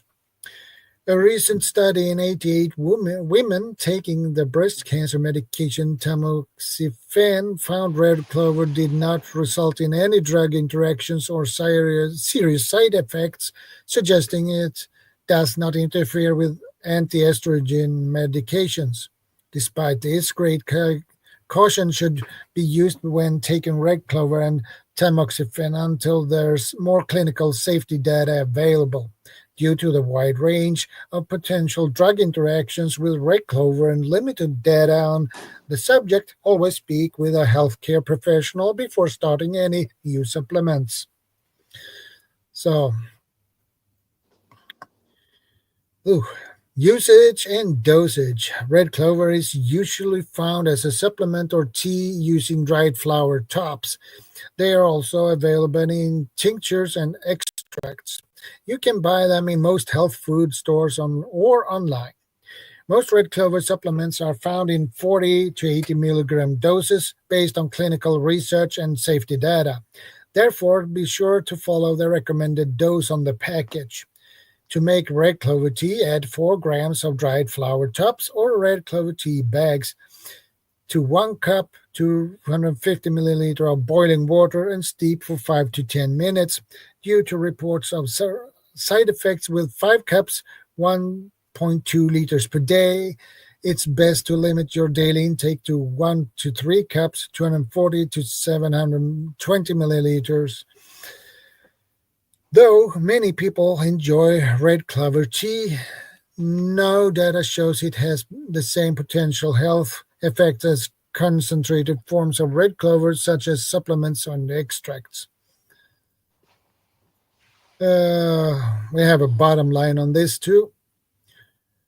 The red clover is an herb used in traditional medicine to treat a wide range of health issues, such as hot flashes, osteoporosis, arthritis, and skin and hair disorders. Some research has found taking 40 to 80 milligrams of red clover daily may help reduce severe menopausal hot flashes. However, beyond this, little evidence supports using red clover to treat other health conditions. Though it has a good safety profile, some side effects include nausea, vomiting, headache, and vaginal spotting. Furthermore, due to its minor estrogenic properties, those who are pregnant or breastfeeding, as well as people with hormone sensitive conditions or bleeding disorders, should avoid its use. To protect your health, always speak to your healthcare provider before taking red clover.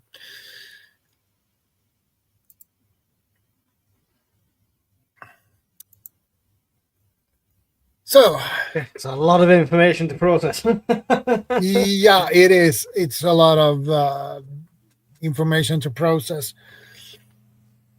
And it's different for different berries. Yeah, NUFC Nelly says, as I said earlier, I've got the Grow Your Own Drugs book from Dr. James Wong, and there was a TV show that went along with it, which I think is like all herbal remedies and stuff like that. So that might be a book to look out for potentially. John C said, "Can you repeat that?" He's trying to get you to read the whole red clover thing again.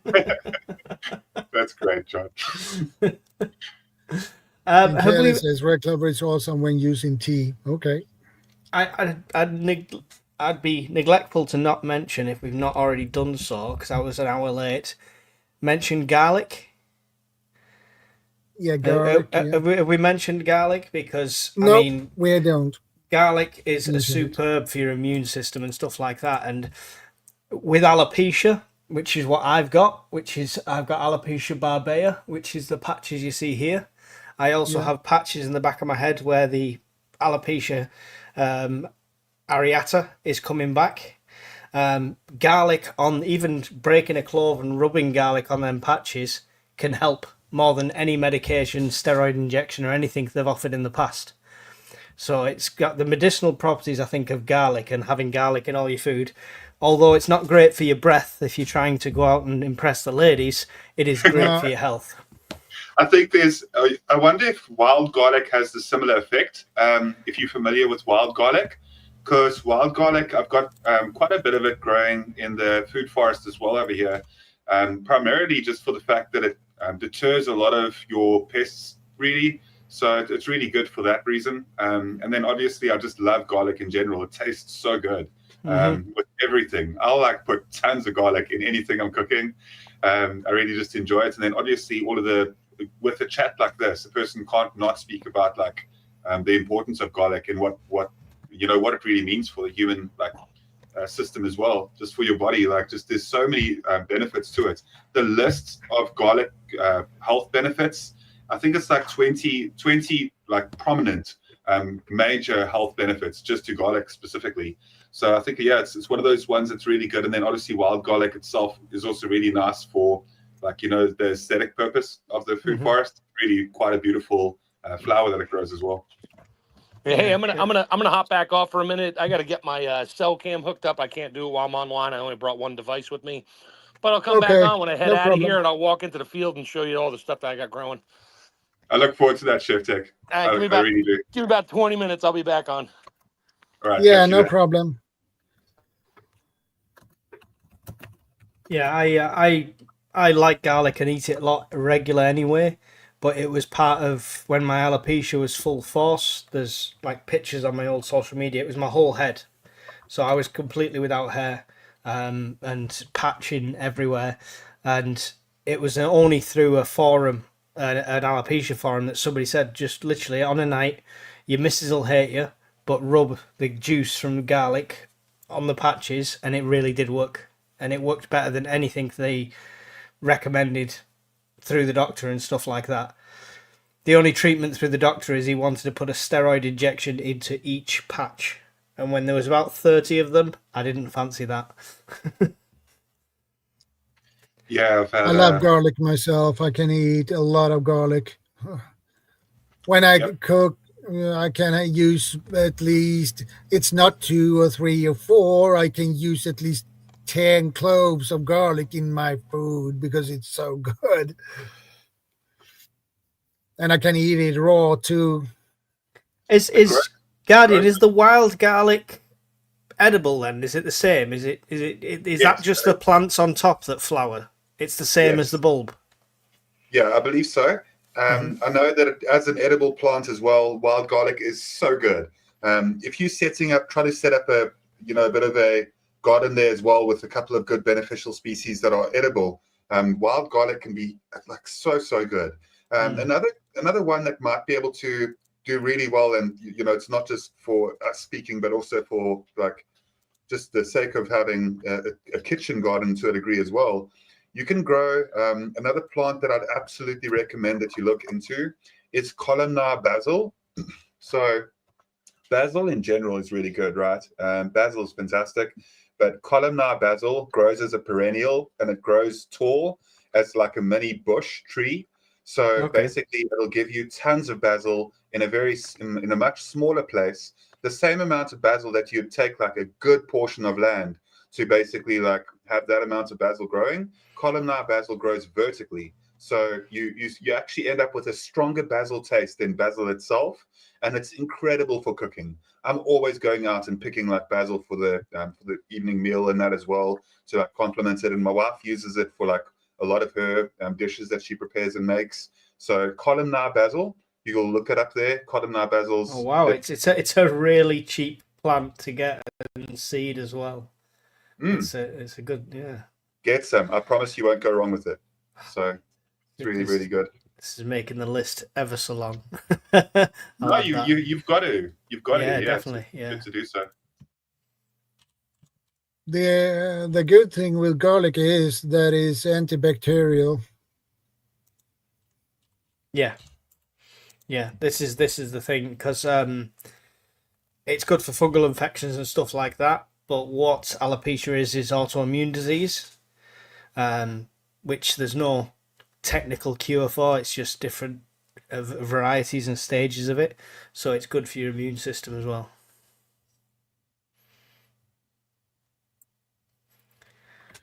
An herbalist who is well trained in pharmaceutical medicine as well, including interactions with certain herbs, is the best person to consult. Good point, Serena.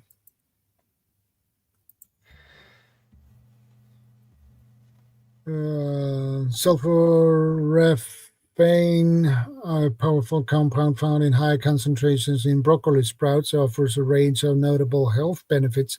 It acts as a potent antioxidant and supports the body. Good to know. Thank you, Yeah, Susan, for information. I appreciate it. Well, yeah. so There's far actually in my go ahead. garden basket, I have wild garlic, Column basil, moringa, blackberry bush, the goji berries, and an apple tree. And of course, I've already got my cherry tree, so it's not a Your bad garden's start.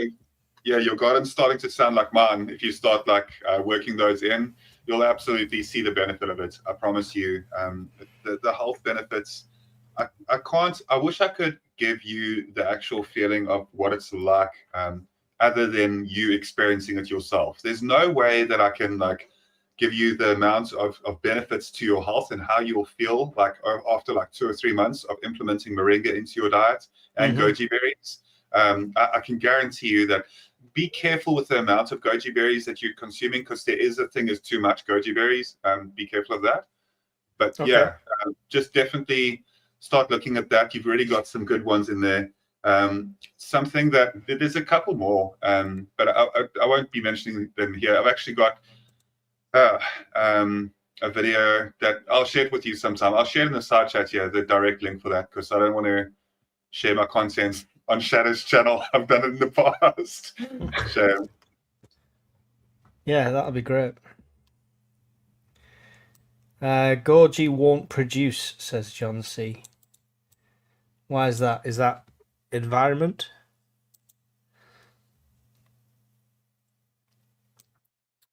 What I'm reading, it should do. Having strawberries are great as well, and you get new plants every year. Plus, you can grow them in anything. Yeah, evil girl. Strawberries are awesome. I don't like them. Just It's don't a like good the ground flavour. Yeah, you either do or you don't, but you could use them in a couple of nice recipes. I'm sure that if you don't like them as is, you could probably implement some pies. I think it's a texture thing, because it's like when people are eating them raw, that's what I don't like. But if it's reduced down into something, or if it's in strawberries an ingredient in something, it doesn't bother me that way. You should make it into a syrup. You make it into a syrup, and then you mix it in with ice cream. Then we're talking.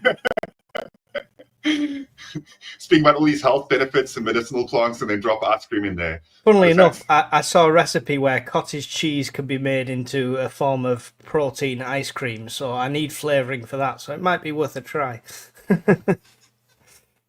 Yes, Susan, I know you can use the leaves of strawberries as tea. Yes.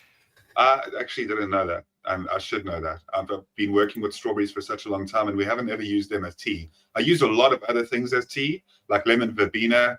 Lemon verbena is an amazing tea. I love that. Also, Mark, I don't know how well lavender and rosemary grow where you are there. How well does rosemary grow? I mean, in a window box or out wild, I'm not sure. Definitely test it out. Rosemary can be incredible for memory retention. So the capability to have the cognizant ability to just cover everything that you need to as we age. I think it's something that, I'm going to hit 40 at the end of this year. And it's something where implementing rosemary when we do chicken dishes or something like that.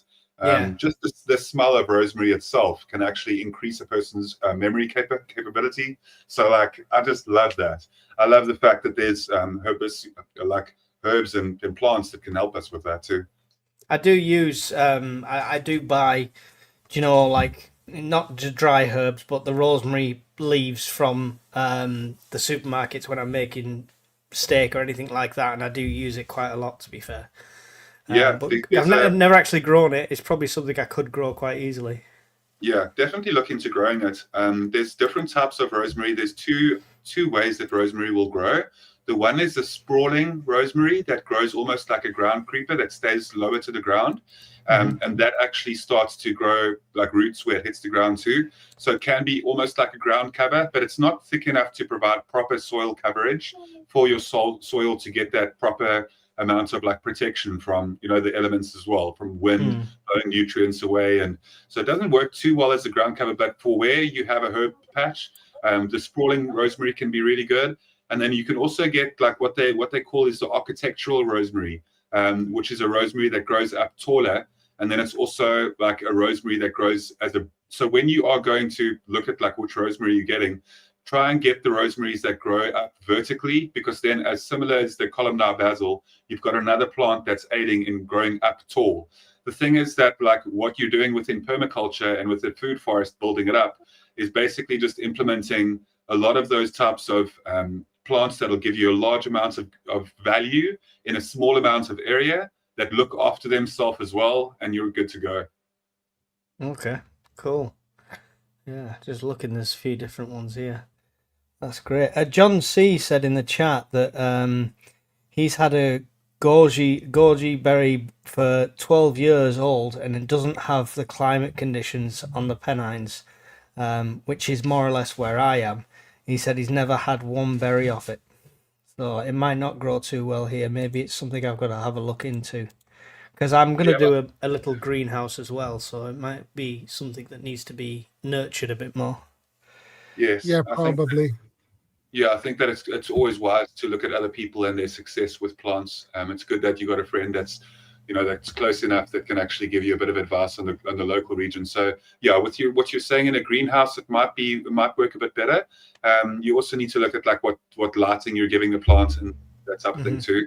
It'll be interesting to find out. Definitely like have a bit of a chat with him and, you know, compare notes, because he's been growing goji berries in the area and trying to get some value from it, but it hasn't really been producing. How you can do it differently. Learn from each other's mistakes always, you know. Well, he's got an allotment down the road from me, so he's due a visit at some point. So, John, I'm going to be coming picking your brain very soon. No, that's good. It's so guys, good. I need to take a bathroom break. So we'll keep it going. We'll keep it going. Don't worry. Yeah. Welcome to my show, not Shadows. Quick, now you can share your content, Guardian. Quick. yes, my links. Yeah. Don't forget, you can buy this shirt on my merch stock. No, I'm joking. These days, yeah. I've actually, I've recently changed my channel, like my actual channel that I run, to just members only, just for like the next little while. I've basically blacked out my entire Guardian prepping channel just for now, in a way. Just because of everything that's happening at the moment and things being crazy. It's the first time that I've done it in like 6-7 years of me running my channel. And it's just something where... What's the thought process behind doing that then? So there's more and more across the world as well. In the UK, specifically, I've got a good close friend of mine that usually joins these panels that has actually also just like done so quite recently, where he's just kind of taken his channel down just for the time being. And because of even though I've never done anything political or I don't touch race, religion, or politics. Like growing up, my grandparents like always instilled that within me and said to me that, like, you know, if you ever want to learn from people, like learn from who they are, not like based on any race, religion, or political kind of bounds. You know, we all know this, and we don't always implement it, but we should always like take that into consideration, because there's incredible people that come from all sorts of walks of life, obviously, right? But it's like, for myself, I need to focus and do what is the most important thing in my immediate life as well, which is family responsibility. Like it's something that's pretty huge. I've got 2 little ones already, 2 kids, and now, I just I've got some. I don't want to talk on this too much, because I almost said something that I'm not supposed to. So I'm just. He's back. Quick, stop selling your merchandise. Quick, he's back. No. Okay. So yeah, man. Don't forget to head over to my channel. Thanks, guys. Oh, sorry. Hey, Shadow. Good to see you. Yeah, it's Yeah. good to see you too. He's going to be thinking about that now, and when this is over, he's going to go back on the replay and see what we were speaking about, just in case. Actually, I usually don't go back and replay my own live streams. Don't do that. Let them be. I must be vain because I put mine on like the fireside. So we do the fireside on a Sunday night, and then when I drive to work on Tuesday, I play it just to see what stupid things I said. I think that could help a person's capability to have introspection. I think that in the world that we live in at the moment, it's amazing if a person's able to actually listen to some of the things that they say in hindsight. And funnily enough, when I do go back on some of the live streams, because I've done some live streams with some of the huge preppers in the past as well. I've interviewed and had streams with people like City Prepping over on that side, like who's huge over there in the US. Bjorn over in Norway, like with a lot of like Bjorn. I don't know if you're familiar with him, but he's an incredible guy as well. Like absolutely amazing person. Bjorn Andreas Bull Hansen. You can check him out as well if you're not too familiar with his channel. He's got great content too, and a spiritual leader for me in several ways, if you want to call it that. And then also, I've had great live streams in the past, but the point that I'm making with that is that it's like once you are able to kind of connect with other people and also just learn from people in all the corners of the world, I think that that's really where you gain that ability to just like be grateful for where you're at and kind of acknowledge where you are geographically. Like South Africa is, I can consider every time that I joined a panel, I could come here and I could tell you about all the problems and stuff like that and the negative stuff and whatever. But like I'm always trying to shine light on like how grateful I am to live here. Like it's such a beautiful place and like it has its issues and stuff, but like just to be mindful of where you are. And like I think that it's maybe getting middle age as well for me where you kind of just end up being happier, realizing that if you're going to be here, why not just make the most of it? It doesn't help to complain consistently with all the things that are happening in each of our local regions. Like we could all be here complaining. Over in like on your side of the world, Mark, absolutely. A shadow scouts of the world, shadow side. However, shadow's the most protected when it comes to like countries. Like you guys have some beautiful like, yeah. You guys are doing well. Like Shadow Scouts, I just know that you got there's several ways that the world could learn from the way that your country's running things. I'm not saying it's perfect. There's no country that's perfect, obviously. I get that, but yeah, you guys are doing some amazing things. Yeah, I think I reached that kind of same sort of. Yes, we have I'm discussed 41 now. I was 41 the other day, and I've kind of got to that same sort of situation. I know I still want things and I want to go off grid and stuff like that, but I've just definitely mellowed out a lot more about it. You know, things don't bother me as much as they used to. Yeah, Well, you are older and wiser, I guess. Older, yes. Wiser, questionable. Welcome on the Aquatic News Network. Good to see you. Yes, we've just discussed moringa and the benefits of, and it's in the list. I'm going to need a bigger garden. You can have grow moringa in pots, so that's... Well, yeah, so I'm not... Obviously, I've got kids, young kids, so I need grass space for them to run around and be crazy like kids do. So, but I'm going to... Luckily, I did joinery as a trade when I was younger, so I'm going to build a 3-tier planter system, and that's going to go on one side up by the shed where the sunlight gets the most sunlight as well, and then I'm going to have a miniature orchard of trees by that as well. So it's not going to be a huge area, but I'm going to really utilize every inch of that space. Yeah, the Aquatic News Network says he has a trick for you with growing moringa. Let's hear about it. That's really cool. Use vitamin C powder on the seed to germinate it. It works wonders. Okay. Never heard that one before. Right. Okay. Thanks for that tip. This needs writing down. Yeah, it needs to be written.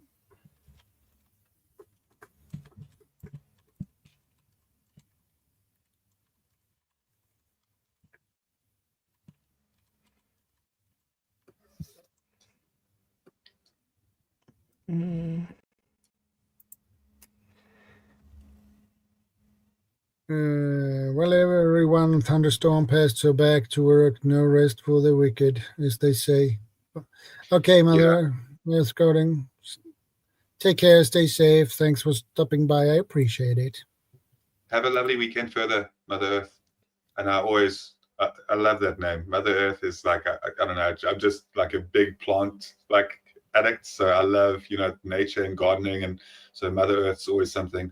In fact, our dog, our German Shepherd, is lovingly named Gaia after Mother Earth, the element and the spirit of the earth itself. And I think that I gain a lot of time when it comes to people's, and I'm not going to speak about spirituality here, because as I mentioned earlier, race, religion, and politics, I don't talk about. But like just from a natural essence, because I'm just about to jump off as well, I've always found that if there was anywhere that I really found a large amount of faith and like any sort of thing, because I'm not very religious in terms of an actual, title, but I find a lot of like that there's whoever you want to title as the great spirit God who's out there, I find a lot of like spirituality for myself personally within the plant kingdom. And when I'm out there and spending time gardening, and when I'm out there, with nature itself, I definitely believe that there's something that's by design much greater than we could ever comprehend in a lot of ways. And I think that there's definitely something greater than us that's out there. It's very much logical to understand that there must be some sort of spirit of creation that's out there. So whoever it is that you do worship to as well, whoever it is that your life aligns with, just finding spirituality is an important thing, and just finding compassion to other human beings and to the plant kingdom throughout that. But love your neighbors, as they say, and try and be kind to the people that are around you. And it's always good to chat on these panels. Shadow, thank you for the chat, and I'll make sure that next time I can bring I can be on panel more on the video. It's just that it's dark here, and I'm growing a moustache that I'm a bit embarrassed about. It's getting quite heavy. I grow a mean moustache, and it's kind of. Come on, you can't be worse than this. You won't believe how fast and how strongly my moustache grows. I've got a huge a big moustache already, and it's just been like a week or two. I'm actually growing it out at the moment. It's a whole thing. But anyway, that was the hardest hitting thing for me with the alopecia, because my hair, fine, it's patches, I can shave it all off, doesn't bother me. No hair, I've done it loads of times, doesn't bother me. But I used to have a very full beard, so yes. This is the most frustrating thing in the world. No, it looks good. I wish I could get mine to look, like similar to yours, but mine grows in a much more of a wild way, if you want to call it that. So, we look forward to the great reveal.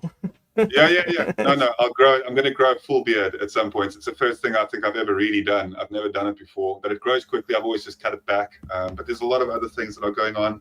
I'm very happy, but in my day-to-day, I hope that you guys enjoy learning from each other, and I'll catch up with you soon. Bye for now, Mike. Bye, Shadow. See you, Guardian. Thank you. Take care, Guardian.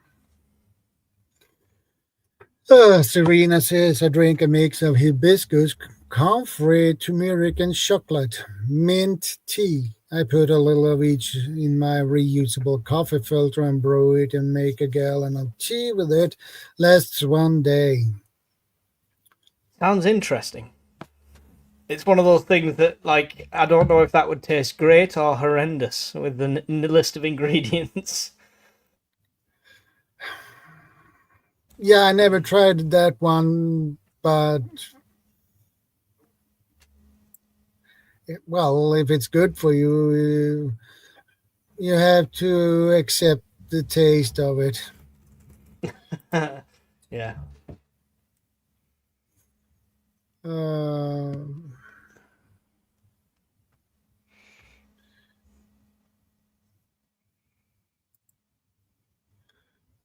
Yeah, it's in our DNA to grow food.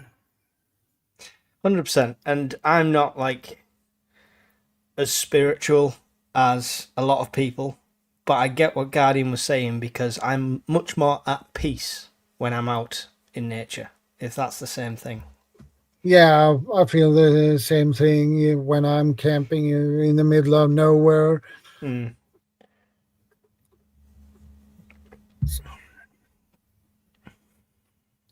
And when I'm not out camping. I miss it really Yeah. because it's so peaceful. John C said, I once hung Mars bars from a tree in the woods when I was camping with my nephew, and for years he was convinced it was a Mars bar tree. That's the candy tree. Yeah.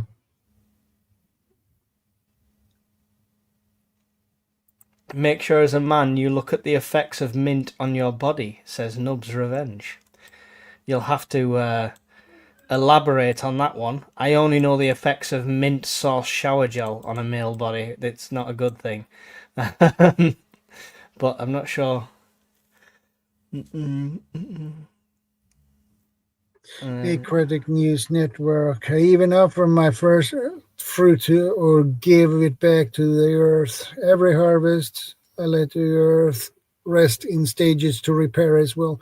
Yeah, you can't grow the same thing year after year. You need to change what you grow, or otherwise you drain the soil on nutritions, and after a while the soil is useless. So you need to try to get new soil into it with nutrition. It's too much work. So change what you grow. If you grow potatoes, don't use it next year. Put something else in there instead. Yeah, this is all the stuff I need to learn. Yeah. Plenty of books to go through. Oh, yeah. And Serena has actually a point. Turmeric can act as a blood thinner, so don't use it with powder arco bark tea, which can also thin blood, or blood thinners. Yeah, too much. Good point. Yeah, don't That is overdose a on your good blood thinners.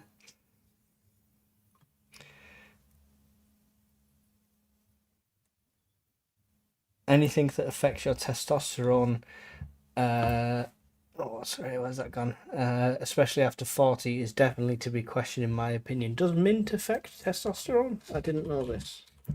I can't say I have heard that before, so I'm not sure. Some studies suggest that mint, particularly spearmint and peppermint, may reduce testosterone levels, especially in women and in animal models. However, more human studies are needed to confirm these findings and assess the long-term effects on both men and women. Yeah. So it's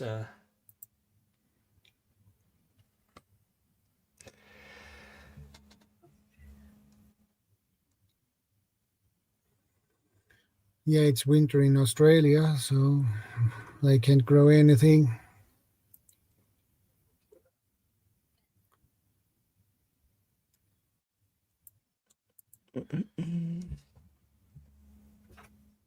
Make sure as a man you look at the effects of mint on your body. Okay. That was that one. Yeah. Oh, I'm fall behind the chat. I think they're all talking to each other, so. Yeah. Add raw honey to your herbal teas to sweeten it. A good idea.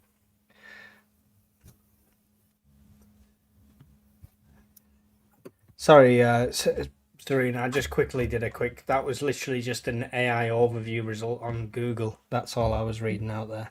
Yeah.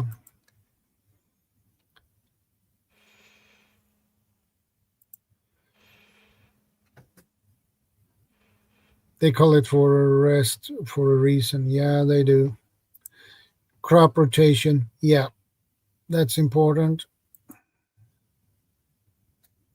It should be taught in schools as well. Yeah, I agree with you about that, Susan. Covers during winter like clover, etc. Yeah. Anything that affects your testosterone, especially after 40, is definitely to be questioned, in my opinion. I think he's talking about the mint thing there, yeah. Yeah. No, I can't say I have heard that name before. Who is he? What's that? Joel Salatin. Yeah, No idea. Should we? I have American no idea. farmer and lecturer. Okay. Hey, Mark. Good to see Bam, you. bag. Oh, GP left. Oh well. Yeah. I try to get back quicker. I'm just walking down. So this is my the south end of my field. Goes from the road to the edge of my truck. We're gonna be building a house somewhere back behind the trees there, but it goes out that way about another, I don't know, half a mile. And all these pine trees, I probably ripped down thousands of these little pine trees that are everywhere and stacked them in the back. I don't know what you guys were talking about. Sorry to interrupt you. Oh, it's all right. We were just sieving through the comments.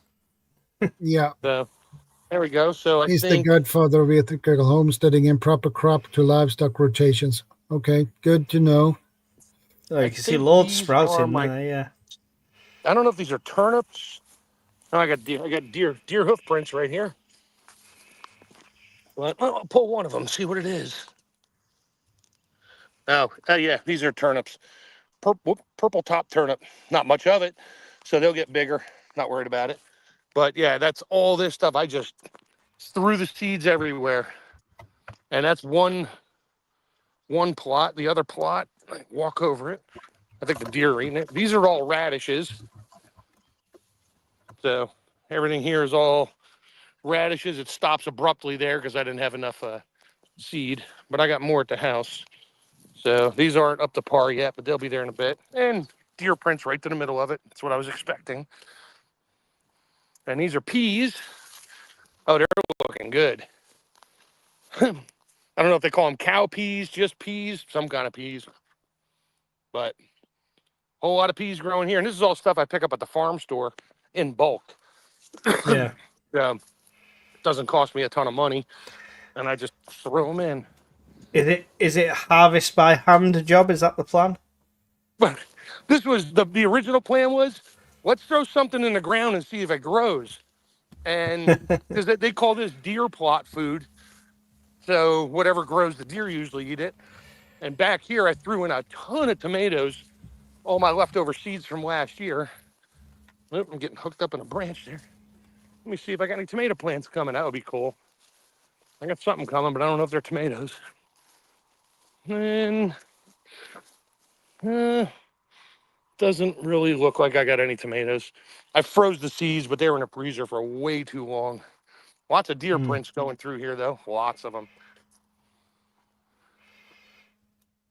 So no, I don't see any. I don't see any tomato plants popping up. Lots of other stuff, but that's fine. I wasn't expecting it. If it did, great. If it didn't, whatever. But these are all the trees I've been piling up in the back on the whole lower line here.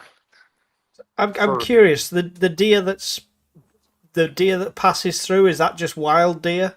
Oh yeah, Yeah. yeah. They're all, I'm in Pennsylvania. They're all white-tailed deer, and yeah, I got tons of them on the property here. Most of them live back in the tree line back there. And Some of them are you bed open down in to my pine hunt? trees. I'm allowed to hunt, yeah. Yeah. Wow. Just haven't gotten around to it yet. I haven't had a need for it yet. No. But I know how to butcher.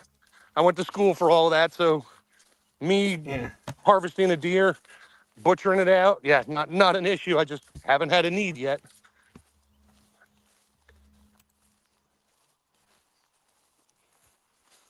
Yeah, I love this property. It's like 4 acres of what was used to be open, hasn't been planted in probably 20 years. And so my soil conditions are apparently really good. If this stuff came out of nowhere, my soil conditions are great. And it's nice, dark, rich. There's worms everywhere. The deer in the UK is a protected species, so you've got to have special license and authorizations to hunt any. Oh, I'm sure. Out here, no, they want you to get rid of them because car insurance companies hate them. Yeah, I bet. Let's see how many ticks jump on me walking through the field here. All right, let me shut my camera off. I'll be listening.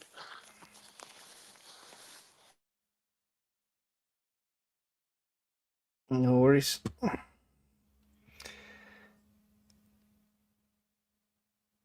Yeah, we do like that.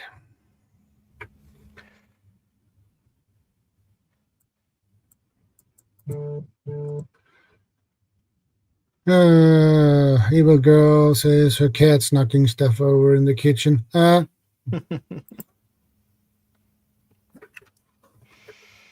Yeah, cats are cats and they knocking over stuff.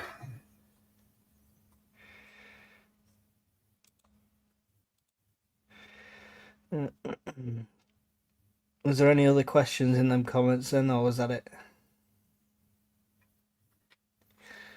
No. Norfolk Prepper said that mint shower gel on your crown jewels is best avoided. Why? Try it and see. Yeah. Wait, did they say mint? Yeah. Yeah. Yeah, no. If you're gonna grow mint, grow it in a pot. That stuff takes over everything. Yeah, that's the things I've got to research as well.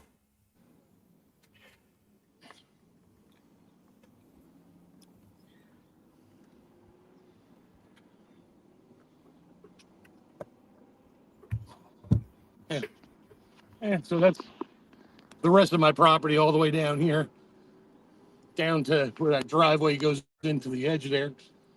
And Hey, Ace, good to see you, man. Listen, Mark, I could just take a little corner there and build myself a hut, and I wouldn't be any problem at all to you, honestly. dude, I've had more of my friends be like, I just want to rent your cabin for a month. I'm like, I don't have I have not even a composting toilet. It's basically a toilet box with a Rubbermaid tote and a bag in it. And That's all you need. That's all I need. And I keep peat. It's a mix of peat moss and lime in a bucket. So when I'm done doing my thing, I just sprinkle it on top. There's no odor. It's great.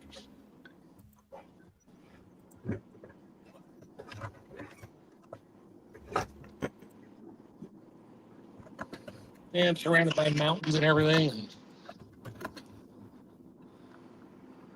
Actually, I'm in a valley. I'm at the bottom of the valley. I didn't take you guys down to the stream, but I'm in a valley. I have the stream is my property line. Do you have, with a stream being your property line, do you have rights to that as well? I mean, rights for what? For like fishing or it's Yeah. not that, it's a stream. It's not a river, so you All can't right. really put much more than a little model boat on there. All But right. yeah, I mean, there are fish in it. My one neighbor says they stock it, so they stock it with trout and that. But because I'm on private property and it is my property line, I could technically since there, but I'm not gonna. I don't need to. Just like the deer. I mean, because I haven't registered as a farm yet, but if I register it as a farm, it's open season on deer all year long because they become a nuisance pest eating your crops, and you can take them all. Yeah. So there's all kinds of fun little bylaws and stuff that, as long as you follow them, you're okay. But I have no need to right now. I mean, my wife won't. She doesn't want me to do that. But she even said, she's like, push came to shove, and we have deer there, and that's all we got. Yeah, I'll eat it. I'm like, you're damn right you'll eat it because that's all you're gonna get.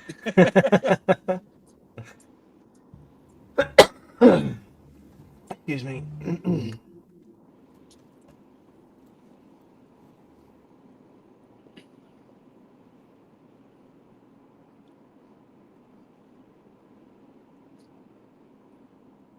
All right, what did I interrupt when I turned my stuff back on? I said, hi, I'm back. Look at me. We were just going through the comments, to be fair, just the last few bits of what people were asking and what have you. I've made a giant list of all the things I'm going to be trying to plant. Yeah. I'm That still, would I'm be still coming nice. up with a plan for next year. I do have to put a fence up if I want to put any kind of really good vegetables I want to eat there. Yeah, I got to put a fence in because the deer will just devastate everything. And but once I do that, I'm coming up with a plan of what I want to plant.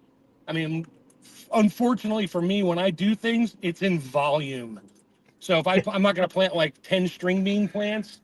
No, it's going to be like 6 rows 100 meters long of string beans. But I have lots of friends in that, plus the freeze dryer and that'll be like, they will take string beans all day long. One of my friends has a restaurant. He'll come down with his family and pick them for the restaurant.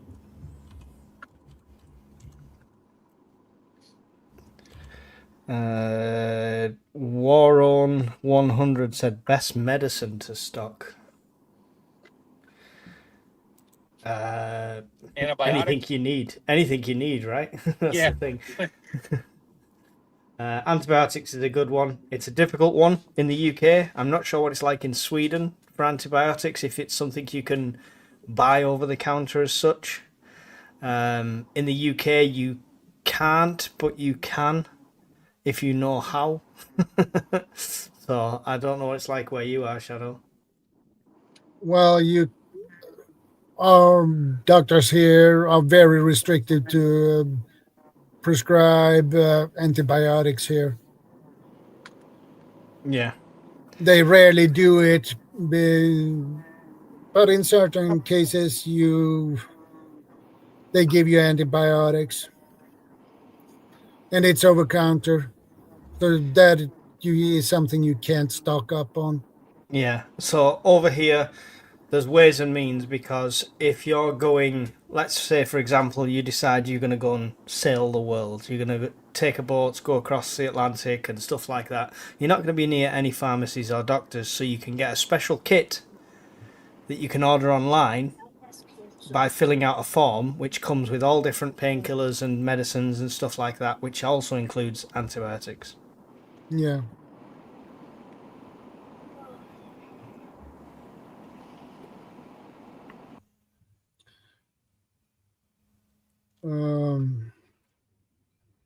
I was thinking for another berry, gooseberries, actually. Yeah. And I believe you have gooseberries in UK too. Mm-hmm. Yeah. I was just looking. Highly nutritious. I can share this too, by the way. Present share.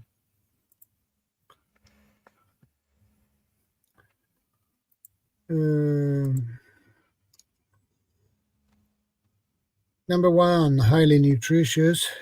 Gooseberries are low in calories and fat, yet packed with nutrients. Just 1 cup, 150 grams of gooseberries contains calories, 66, protein, 1 gram, fat, less than 1 gram, carbs, 15 grams, fiber, 7 grams, vitamin C, 46% of the daily value, vitamin B5, 9% of the daily value, vitamin B6, 7% of the daily value, copper, 12% of the daily value, manganese, 9% of the daily value, potassium, 6% of the daily value. So that is a nice. I love gooseberries. When I was a kid, I usually picked them from the bush, gooseberry bush, and ate them. Yeah, they make a good jam. Vitamin C is a powerful antioxidant and vital to your nervous system, immune system, and skin. Vitamin B5 is necessary for creating fatty acids, while vitamin B6, which many enzymes and cells in your body need to function, helps to convert food into energy. Copper is important for your heart, blood vessels, immune system, and brain. Meanwhile, manganese supports metabolism, bone formation, reproduction, and immune cell response, whereas potassium is essential for normal cell function. High in fiber and low in calories. So gooseberries are high in fiber, yet low in energy, meaning you can eat a decent portion without consuming too many calories. In fact, eating 1 cup, 150 grams of gooseberries contributes just over 3% of the average person's total daily calorie needs, making them a nutritious low-calorie snack. In addition, research shows that eating berries may aid weight loss and help you eat fewer calories overall. Yeah, that's a good thing. I didn't know that actually. So that's probably should eat more of these gooseberries then. Um, for example, one small study found that those who ate berries as a snack consumed 130 fewer calories at their next meal compared with those who ate the same number of calories from sweets. Furthermore, gooseberries are a great source of soluble and insoluble dietary fiber. One cup, 150 grams of gooseberries provides 26% of the daily value of fiber and making it a great way to boost your intake. Uh, Insoluble fiber helps add bulk to your stool and improves consistency, where soluble fiber helps slowly the movement of food in your gut, which can reduce hunger and increase feelings of fullness. Additionally, dietary fiber from fruit can help control your blood sugar levels and reduce blood pressure, cholesterol, and your risk of chronic conditions, including certain cancers, heart disease, type 2 diabetes, and obesity. So,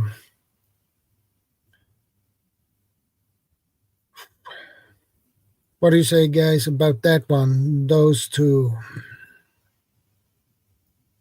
I think they're very like Guardian was saying before. All the berries are kind of very similar attributes. I think just increasing berries in general in your diet is going to vastly improve it. Yeah.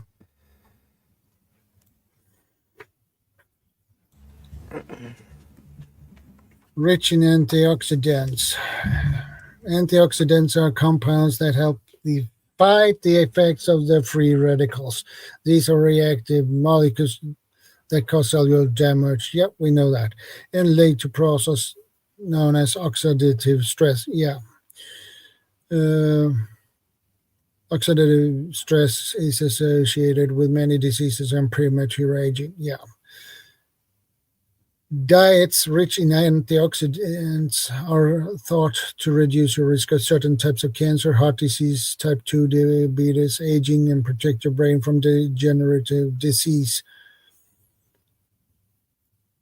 Gooseberries are an excellent source of antioxidants, including vitamin C, small amounts, vitamin E, and phytonutrients.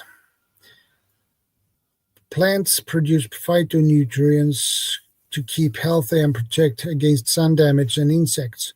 Some of the phytonutrients in gooseberries include flavonols. These are linked to heart health and may have stroke reducing, cancer fighting, and antiviral effects. The main types in gooseberries are quercetin, myricetin, camphorol, and isohemnetine. Oh man, all those names.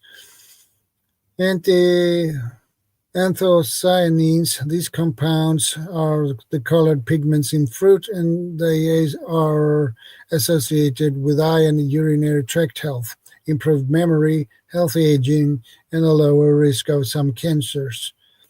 Aromatic acids.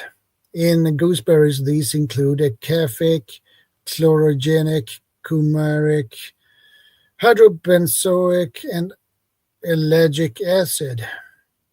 Organic acids, they are responsible for the tart taste of fruit and may reduce your risk of stroke and Alzheimer's disease. So gooseberries, I didn't know they had so many health benefits, and I didn't know the nutrition value on them either. So this was new to me.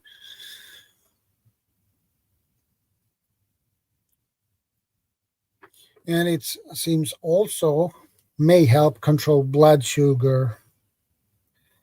High blood sugar levels are linked to type 2 diabetes, heart disease, stroke, dementia, and many other illnesses. Gooseberries have several properties that may aid blood sugar control, which is good. First, they're high in fiber, and which slows the absorption of sugar into your bloodstream, preventing spikes in blood sugar levels. Furthermore, test tube studies reveal that gooseberry extract in an alpha glucosidase inhibitor. This means it binds to special enzymes in your small intestine, preventing them from moving sugar from your gut into your bloodstream. Okay, I didn't know that. Finally, gooseberries contain chlorogenic acid, which may slow carb absorption and help reduce blood sugar levels after starchy meals. However, despite promising results, more research on gooseberries' effect on blood sugar levels is needed. Yeah, when it says may protect your brain, it means basically they need to do more studies on that as well. Yeah, it's all theoretical and Yeah, it is.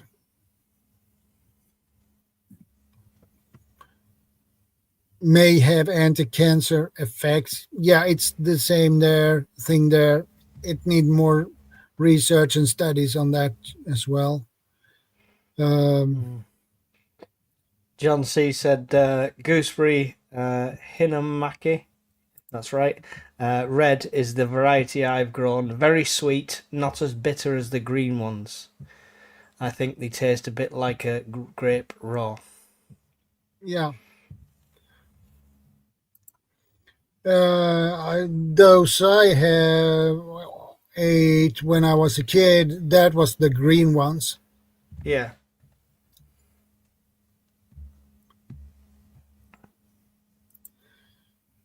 Uh,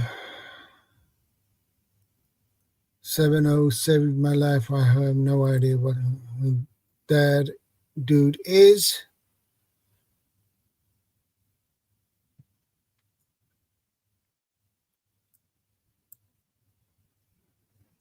Um,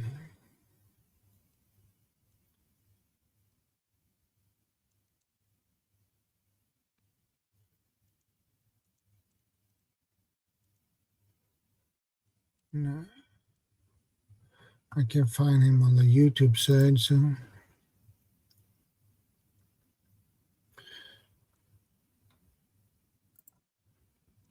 Good for your heart. Well, it doesn't say may, so that's a good thing, I guess. Yeah, but Eating it says at the top eating rich fruit in like berries, so that's all berries, right? That's what we were saying. Yeah. Yeah, it's associated with a lower risk of heart disease. Yeah. Easy to add to your diet, as all berries is. But it depends on if you prefer them or not. Or if you like them at all. But some people might not like them. Yeah, I need to try more fruits. I can't remember ever even trying gooseberry in its raw form, as it were.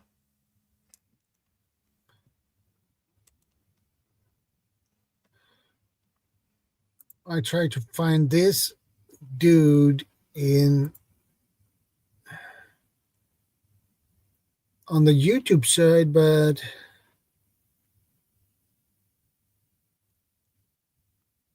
I obviously don't.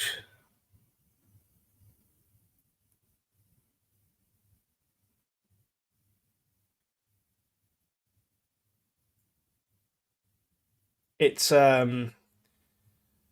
so it's a chemical name for 7-hydroxymatrigynine. It's a terpenoid indole alkaloid found in the plant Mitragyna speciosa. God, this is pronunciations galore. Yeah. Commonly known as kratom. So it's like a supplement type extract from a plant by the looks of it. Yeah.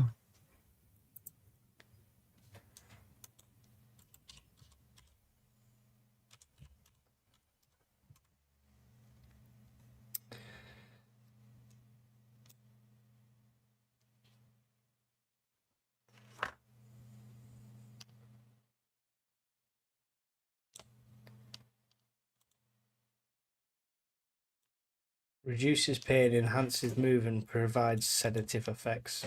Mm.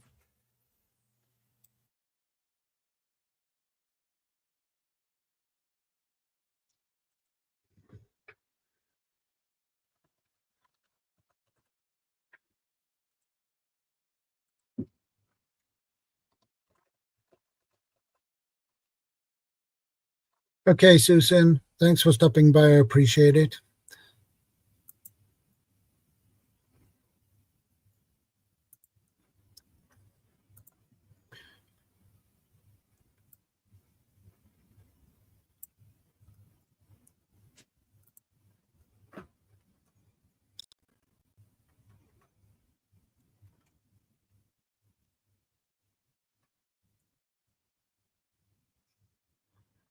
Yeah.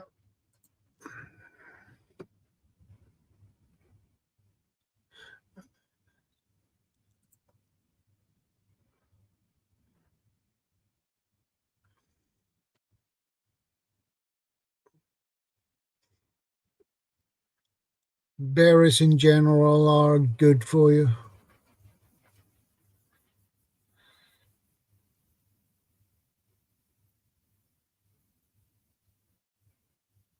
Let's see if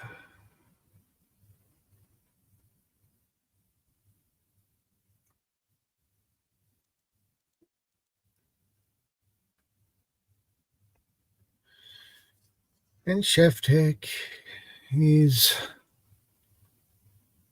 I'm quiet. still here. I'm driving past things that the world doesn't need to see. So Ah, okay. Good to know.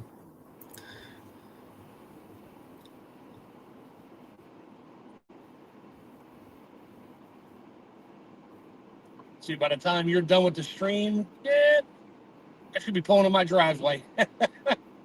Takes about an Yeah, hour to get to my property. Nice ride though. No cities to go through. It's just farmlands. I love it. yeah.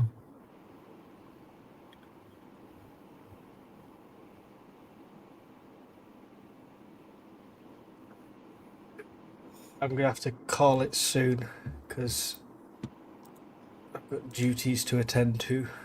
Yeah, and I think well, when you drop off, I will probably end the stream myself. So That works. All right. Well, I'll hop off then. You guys, everybody in the chat, have a great rest of your weekend or tomorrow or whatever time zone you're in. And I'm going to do the same. And glad to be on. Thanks, Sharon. Later, Mike. See you, Mark.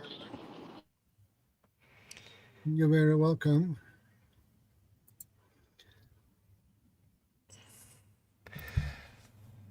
Yep. Thank you for anyone joining on my side. Don't forget to come over to Shadow Scout Swede's side and make sure you subscribe to his channel as well. I do try and get on these often, but I'm not always on them, but he does always run them. So, and there's a great group of people that join. So you'll learn a lot on different episodes. So make sure you come and subscribe to his channel. And Shadow, thanks for having me. I'll see It's you always a pleasure to have you, my friend. Thank you very much. Well, good night, God bless, and I'll see you in another one. Yeah, I will see you next time. God bless.